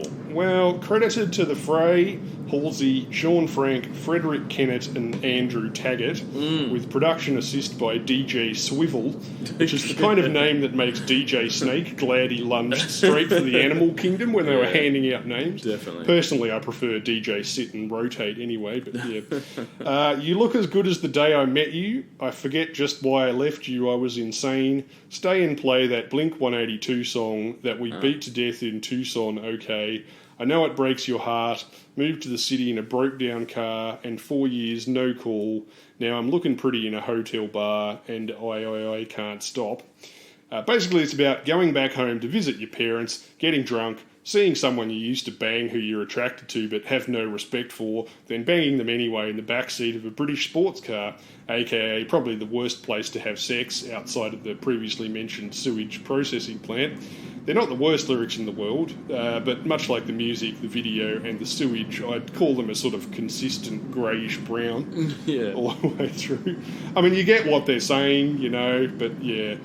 Do other lyrics of this song mention that she stole her roommate's mattress? Is that this one? Yeah, that's when he's like looking down on her in the bar. He's sort of saying, you got a car you can't afford. You got a car you can't afford. Your bed sheet's still nicked from your friend, your old roommate and shit. It's supposed to be. I think they're aiming for the sort of the back and forth with the woman and talking for one verse and the man talking for one verse, but the woman, possibly suggesting this was written by the fucking Chainsmokers, the woman's verse is reasonably complimentary or neutral when the man's verse is saying, haha, you're a piece of shit, I'm way better than you now, I'm going to bang you anyway in the back of your car that you can't afford. So, yeah. Jesus, I hope that's the last time I have to hear the Pole Smokers again. Fuck Look, me backwards. that was the biggest song of the year in terms. I of know, weeks, Australia. What fucking the terrible. fuck are you doing? No idea what people are doing. 32 million listeners for the Chainsmokers. That's insane. That's mental. 41 million for Halsey. So she's fucking She's crushing better it. than- No yeah, idea how, that's but she's bigger than doing I would have good on thought. it. Yeah. $36. Don't do that. Just No. do anything Jesus else apart Christ. from that. It's too much. So there you go. So yeah, 9 weeks for that. Up next, Tom, we've got "Say You Won't Let Go" by James Arthur. Oh, look, Axel. Look, you'll be okay. Axel's demanding that we point out that James Arthur is another Yeah. reality TV show. So the Australian music-loving public, after 9 weeks, say goodbye to the Chainsmokers and replace it with weak as fuck acoustic ballad by an X Factor UK winner, no less. It's not even a homegrown reality TV No. show. At this point, we're importing them and making them number one for 7 weeks. This is 7 weeks of this one, yeah, Fuck me exactly, drunk. which is terrible. So look, fortunately though, Tom, I will say this, very fortunately, we were spared having to discuss his winning X Factor single back in 2012. Oh, So he won several years ago. That only reached number 2 in the Australian chart, so we didn't have to discuss it back then, thank Christ. But fast forward a few years and we get this, which is actually better. But better in the way that stepping in dog shit and walking it through the house is better than stepping in human shit and walking it through the house. So it's a I know marginally what you better mean. track. I mean, similarly, if we're Yeah. talking comparisons, what's worse than Ed Sheeran? A guy doing an Ed Sheeran impression while ripping off an equally shit song by a different band. Absolutely, yeah. Yeah, For like, the second, as you- for the second week in a row, people said after the song was released, "Wait, Yes. this song's like another fucking song." In this instance, the song was the script, "The Man Who Can't Be Moved," and they were awarded a songwriting credit to this because their song was effectively exactly the same as this. Yes. So, yeah. Why would anyone want songwriting credit for this is beyond me, although the fact that this is the first and last time you will ever hear the words "the script's the man who can't be moved" Yeah, exactly. might have something to Probably do with that. it. If anything, it's just an American version of this song, although the fact that both vocalists are using ridiculous transatlantic singer-songwriter vocal affectations mean you can't tell the fucking difference anyway. Yeah. It could be basically the same song. And the video, similarly, yeah, it's bonkers. Like you say, James Arthur rose to fame after winning the 9th series of the X Factor UK. His fledgling pop career was mentored by Simon Cowell and Nicole Scherzinger. Oh, great. Which is like learning how to oil paint by watching Jackson Pollock and a velociraptor wrestle to death in a sewage treatment pond right next to some fucking future Justin Bieber hits that Ed Sheeran threw in there. Yeah. Look, what about the video? Did you watch the video? You know it's serious, Tom, because it's in black and white. That's what I'm saying. They're coming back for some reason.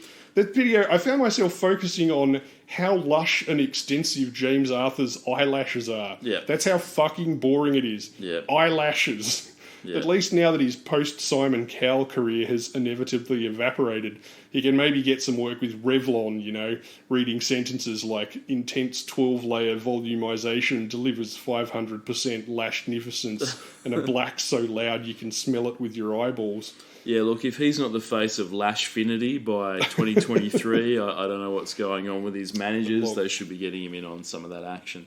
We can only hope. I did have some lyrics to talk about, but they evaporated because they were so boring. Yeah, So I think we should move there's on. nothing about this at all It's that I so can really dull. say. It's just imagine an acoustic ballad that sucks. Yes. This is about The what video you're is going literally for, a so. guy sitting in his lounge room on a couch playing this song on a guitar or pretending to, and all the lyrics can be summarised by the title of the song, "Say You Won't Let Go." Just imagine what that would sound like, and that's exactly what it is. Now the world's gone fucking mad because he's got 26 million listeners per month on Spotify, which is insane. That's crazy. Maybe the this is UK awful. like him? Yeah, Oh, it's I appalling. mean, we've talked about this before in the podcast. The UK love garbage. They just Yeah. fucking But eat I mean, up trash. we can't. We've got to take the blame. But they're here worse too. than us. I mean, we Australians obviously looking at these charts like garbage, but they take it to another level. Like, True. I mean, Yeah. the UK is the home of Jive Bunny and the Master Mixers, so that That's should true. be all I need to say. That Yeah. shouldn't have become bigger than sort of the No. hometown that it sort of came from, but instead it reached an international market It's because the bonkers. UK allowed it to. So it's sort of they've done a lot of wrongs. Yeah, no, Musically. this was 7 weeks at the top of the fucking charts here, and this was my song that I don't think I'd ever heard. I've never heard of him. I've never heard this song. I've never seen this video. I'd forgotten It was about too it. boring and then to I even listened make to an it and impact went, in my "Oh, yeah, I've heard Yeah. this," and then I've instantly forgotten again because it's so bad. There's none of this for sale, so if you want one, which you fucking don't, believe me, you Go can't get one. But the last one sold 4 years ago for $26. So Okay, sure. factor in some inflation into that. Inflationary rates are quite high at the moment. You're probably going to have to pay $50, so just don't worry about that. So, yeah, look, moving on to the last song of the year, Tom. Oh, yeah? How many weeks for this one? 6 weeks total for this year. For this So year, 2 next week. Yeah. It is Rockabye by Clean Bandit featuring Sean Paul and Anne Marie. Now, fuck me. What in the living fuck is going on with the Australian public at the tail end of 2016? For me, this is worse than the Chainsmokers song. I What do you reckon say? I did not like this much, but I reckon I prefer it, if only because I could remember this song. I have no idea who any of these, or who Clean Bandit or Anne Marie are. No. I vaguely remember Sean Paul, but I'd listened to it and I was like, oh yeah, I remember this.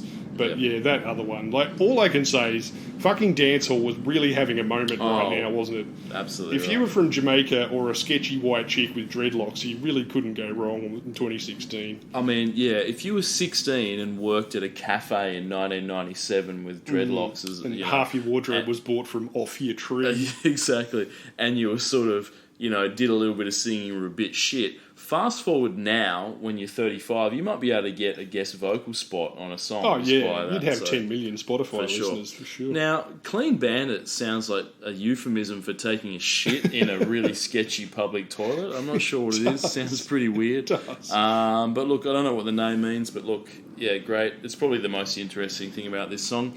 The chorus to this is literally, rockabye, baby, rockabye. I'm gonna rock you, rockabye, baby, don't you cry. And then you've got Sean Paul, the guest vocalist, doing what sounds like a comedy rockabye, baby, rockabye in a It ragamuffin sounds like voice. a comedian doing a questionable Shaggy impersonation. in the Exactly. background. Sounds like a joke. The Yeah. I just went, is this a joke? It's like I think I actually burst out laughing at how bad it sounded. So pretty wacky. And look, I could be polite and say, as you said, Tommy's doing a Shaggy impersonation, but this is like sub-level Ice MC. Yeah, I think. it's like sort a of Eurobeat. rockabye, piss baby, take, rockabye. Remember when, Ice MC listing the nationalities Of all the chicks in the is band, just yeah. way better than that. Yeah. Look, this is weird for me that you should say that, because I had previously on this podcast misremembered the song Lullaby by Sean Mullins as being called Rockabye. Oh, yeah. Probably because he sings the non-word rockabye in the choruses 23 times Yeah. across the song, instead of the word lullaby, which the song is called, Rockabye. which in context, sanity, and the title of the song might suggest would be a better fit. By contrast, this song contains the non-word rockabye 46 times, Yeah. and thus wins, yet also loses because it still sounds dumb as shit. If I fight a protracted legal dispute with a Russian troll and subsequently own the rights to queefmaster.com, Yeah. that does not automatically make it a good address for my online kids casuals retailer. I wouldn't have thought so, no. Just because I bought, got that. I did notice, I was thinking just before when you mentioned that Time Magazine got time.com for their website. Fuck, that must have been a pretty big day. How much do you reckon they had to pay a fucking Russian troll for that Some one? kid would have had that in 1972, Fucking before the internet was made. 4-letter name. Jesus. Anyway, sorry. So how did these guys get together? Well, firstly, I just want to say, that Sean Mullins song from the Dawson's Creek soundtrack is way better than this. Yeah, it's definitely more of what you would call a song. than this. Rockabye. I mean, and that's an acoustic. You know how much I hate acoustic ballads, and that's an acoustic ballad. Yeah, but I it think sounds maybe- it sounds like a country and western guy trying to become a crossover artist by impersonating Tom Petty fairly hard. Yeah. Look, I think probably it has sort of a very emotional connection for me, though, because when I hear that song, it just reminds me of Dawson paddling across the creek in the boat. So probably a bit more of a personal thing, I guess. But yeah, look, the original lineup of Clean Bandit, Tom, they met while studying at the College of the Blessed Virgin Mary, St. John the Evangelist, and the Glorious Virgin St. Radegund. Jesus. Which tells you everything you need to know about this group. So that's the full name of the school. Yeah. Fantastic. Now, look, Clean Bandit, Tom. They did a remix last year of the Boy Meets Girl penned Whitney Houston classic, How Will I Know? And while the cover is always better than the original, the same cannot be said for the remix, Tom. As this remix, Clean Bandit should have just gone and taken a shit on Whitney's grave. It would have been less offensive, I think. I hope Boy Meets Girl were adequately compensated for the remix, because they didn't do that one any favours. I dug that. I'd never even heard that. I dug that out because of this. And I will say, Whitney spent 15 years in a bedroom doing freebase with Bobby Brown, and she still wouldn't have signed off on that shit. It's like a Kmart ad for discount pool toys minus the Lochian verisimilitude. Yeah. You know, the gritty edge that the Kmart commercial would have. Fucking oath. They had to and that's such a banger. How It's a great song. dare you fuck that song up? Well, they had to Bitches. wait for it to die, I think, because they knew that. I'm not joking. Yeah. There's no fucking way she would have let that pass. It's dog shit. Absolute dog shit. So yeah, it sucks. So I just remember I've heard Clean Bandit before. I think they and then I did a bit of googling and went, oh yeah, it's that song. That's fucking garbage. So look, now Tom, this song lyrically, it's about a single mother. Yeah. Okay. Wanting to give her child a better life, and we can all understand that, as is the case. You know, you're in that sort of situation. Your partner, maybe you've separated for some reason, you know, you're trying to raise a child, you just want to give them a better life than, you know, what you have, because, mate, I assume that raising a child, as one person can be quite difficult. So, and Clean Bandit, I think they've done their research, and as is the case with all single mothers, the single mother in this song, her occupation is pole dancer. So they've really sort of, they've gone out there and said, all single mothers are pole dancers, let's use that for the song. So I'm guessing that might have possibly been Sean Paul's influence with that decision. But no doubt. So he quote, the song's about doing anything you can to give your child a decent life, and what you have to sacrifice and go through to do that. Yep. In this song, in the music video, we made the mother work as an exotic dancer in order to fund the life with her child. In the video, we did a take on it where we juxtaposed the mundane reality of being in a job you might not like with a kind of fantasy world, the joy that dancing can bring you.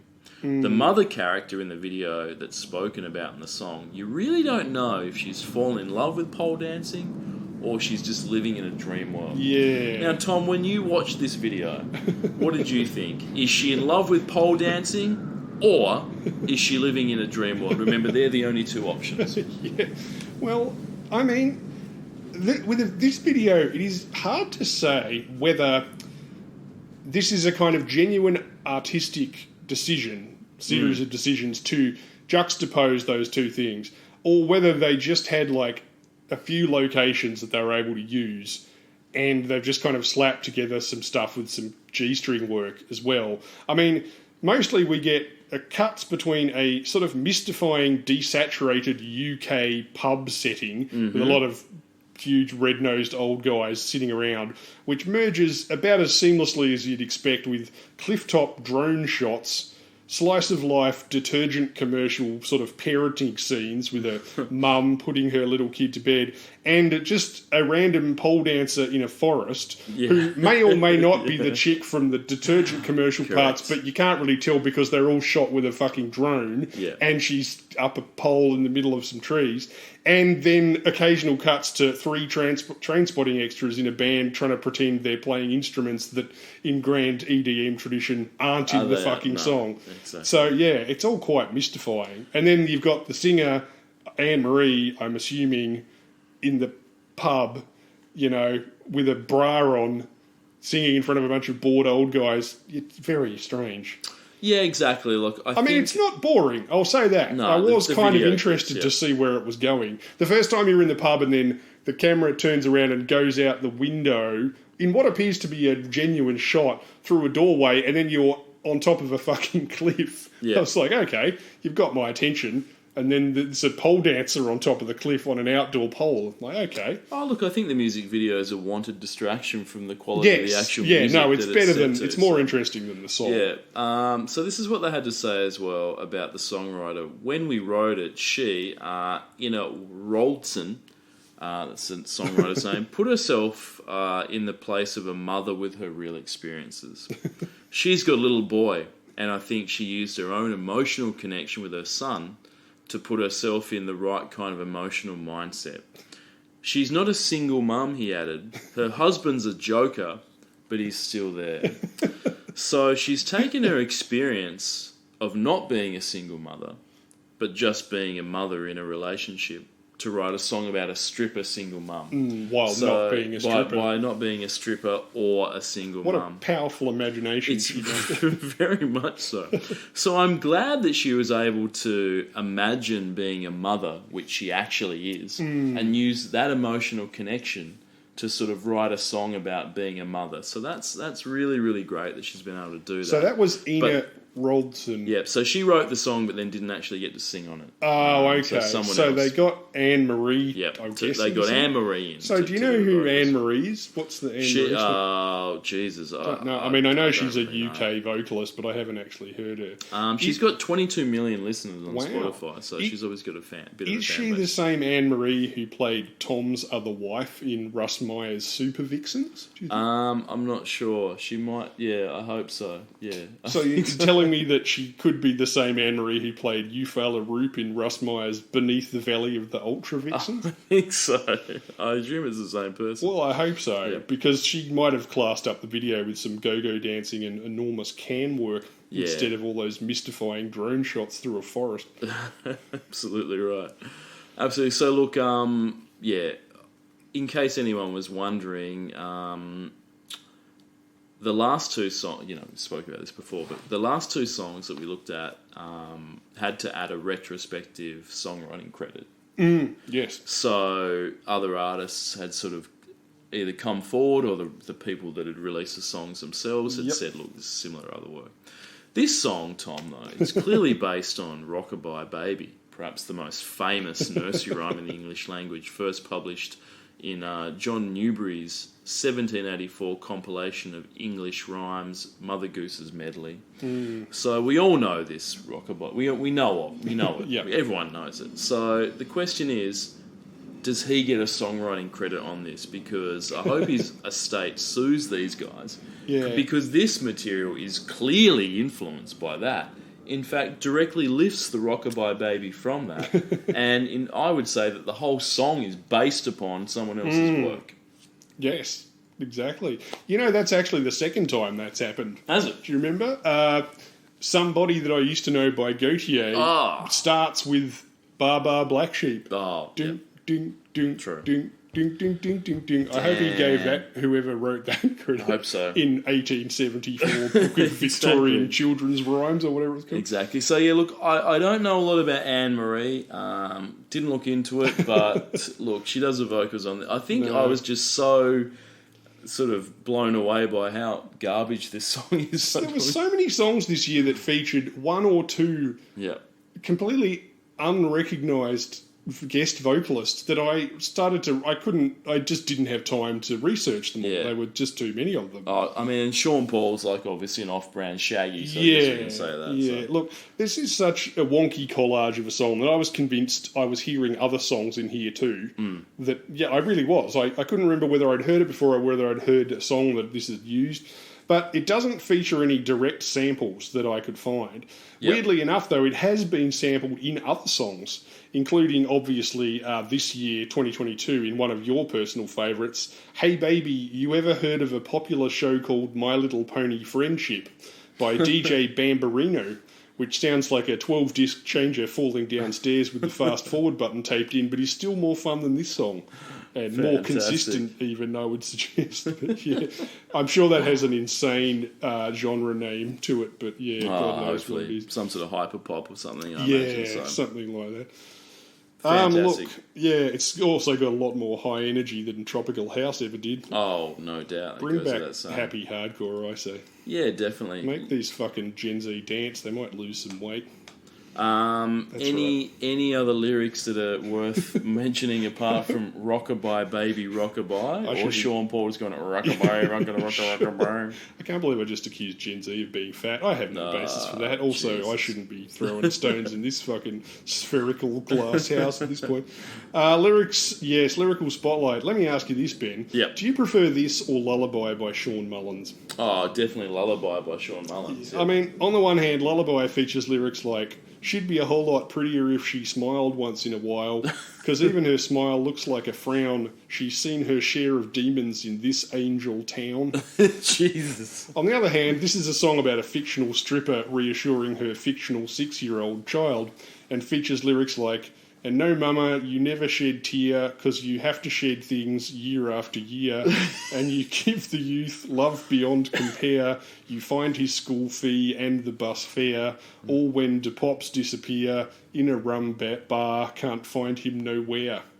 So perhaps we need to ask the single mum which one she'd rather strip to, Ben, you know? Yeah. There's half a dozen strip clubs in a 2-block radius of where we are right now, so maybe we should go and ask, you know, for scientific reasons. Yeah. I think Lullaby. Speaking of scientific rigour, though, Yep. according to a recent well-attended Ask Reddit poll, the top 5 best songs to strip to are number 5, Yep. Cherry Pie by Warrant. Yeah. Did that song kill Janie Lane? Some people say yes, Ben. Number 4, any guesses? Love in an Elevator? Oh, you're on the right track. Hot in Here by Nelly. Okay, yep. Number 3, Pour Some Sugar on Me by Def Leppard. Okay, yeah. Still kicking goals. Yep. Number 2, Toxic by Britney. Okay. A song not many people know was actually inspired by a strip club toilet that she went to once. Really? And number 1, Genuine with Pony. Yeah. Look, that's a good, yeah. what about you? What's your favourite song to strip to, Ben? Poison Unskinny Bop, Oh, I think, Tom. look, So, yeah. yeah. I mean, you know me, Ben. I'm a traditionalist on the poll. I like the obvious ones, you know, Jump in My Car by the Ted Mulry Gang or Dawkins' Dream Warriors bracket love theme from Nightmare on Elm Street 3, the Dream Warriors end bracket, which, you know, really... yeah, good, yeah. But, I mean, seriously, like, it is good to see that 2 of the top 5 are still occupied by glam metal trash. Oh, yeah, for sure. That was For sure. turned out to be the most enduring legacy of glam metal was yeah. stripper songs. Absolutely, yeah. I mean, We could go over to the Spearmint Rhino right now, and I guarantee over the night someone would play "Girls, Girls, Girls" by Motley Crue, without a shadow or of a doubt. possibly "Love in an Elevator," as you mentioned. Do you think Inner Circle Sweat would get a workout? Or No, too La, slow, la, la, la, la. too Yeah. shit. What if someone does a Racially Tropical questionable. House remix of a la, la, Oh la, la, God, la. don't fucking bring it Yeah, up. if someone's listening to Don't this, tell Inner Circle about Dance Hall, Ben, or they'll No. be back on the fucking charts before you can say featuring Drake. Exactly. So, Clean Bandit's got 20 million listeners. What Sean the Paul, yeah, I know. fuck? Sean Paul, 24 million. I Anne Marie, 22 million. They're all fucking big somewhere, and this is going to cost you $15. Clean Bandits It's and insane. Anne Marie has got to be UK being weird, like you It say. has, yeah, Sean Paul exactly. I can forgive because he's probably got a Caribbean following, you know. Yeah, exactly. So, look, anyway, that's the end of the week. Sure is. End of this year. So, look, a lot of shitters this year, Tom, I'm afraid. My God. And a lot of little 1 week curiosities, too. Exactly. Yeah. Look, hopefully next week will be better. I don't think I can live through any more chain smokers or Clean Bandit. I was just going to ask how the essay is going. On Beyonce's, it's The coming Eurobeat soon. Renaissance. Coming soon, yep. Good. Coming Right. soon, Still yep. putting the evidence together for the bibliography. Yeah, look, and I think, Tom, just before we end this episode, just real quick, just need to say, shout out, RIP, friend of the podcast, Aaron Carter. Yeah. So, taken too soon. I did not realise, but apparently Aaron Carter had gone quite a bit of a way down the old Chet Hayes wormhole. It seems like, in fact, possibly even further, seeing as I don't think Chet Hayes has quite as many face tattoos as Aaron Carter did. Yeah, look, obviously Aaron Carter went off the rails towards the end. He had a full Rihanna tattoo on the side of his face. I don't know whether it was I think I endorsed or saw not. that online, but I didn't realise that was Aaron Rihanna. Carter. I Yeah, just thought it was yeah. some sketchy. So he'd white gone real trash guy. face tattooed. Wow. But look, I think it's sort of child stars. It's a weird Yeah. life, and Fucking oath it is. unfortunately, They I can't think, all be Lucas Graham and turn out so well. I think, as a friend of mine said earlier this week, Corey Feldman is best case scenario for child Yeah, actors. look what happened to Corey Haim. The fact that you're still the alive. fact that he's yeah. still alive, yeah. That's So, right. look, obviously someone that's, grew up in the shadow of his brother, plus he was also like when you... 33 or something you know. And it's crazy because, I remember being a teenager and him having songs out because he was like 8 or something when he released a song. So, look, anyway, sad, but at the same time, I feel like some of these things are inevitable. So, Yeah, I RIP. know, like I said... Go listen to Aaron's Party. Okay. And I just want to remember, Crazy Little Party Girl, I remember... Did we have one Crazy on Little the Party podcast? Girl. I don't think we have, but I remember I was like... I looked one up because of the podcast. Maybe you referred to one of his... I reckon there used to be a show. I think they used to play music videos, not on Rage, but they'd play like top 40 pop songs on TV at night on some channel. Oh yeah, it was like when The Loop or something. Yeah, something like that. Yeah. And I remember watching that when I was like a teenager, and Aaron Carter's song came on, and he was like 8 or 9, and the video clip for Crazy Little He Party looked like Girl. the white crisscross. Yeah, it's set in like a snowfield, and it looks like he's trying to bang like these 20-year-old chicks, and it's so weird to watch these like, basically adult girls like in the music video, sort of trying to be like a love interest, going like, this seems creepy as all hell. Fortunately, being heavily sexualised at a very young age has no deleterious effect on people, as the rest of his life would go on to demonstrate. So anyway, see you next week. Go listen to some Aaron Carter. So get the Spotify listens up for that guy. So, R.I.P. Yep. Farewell. See ya.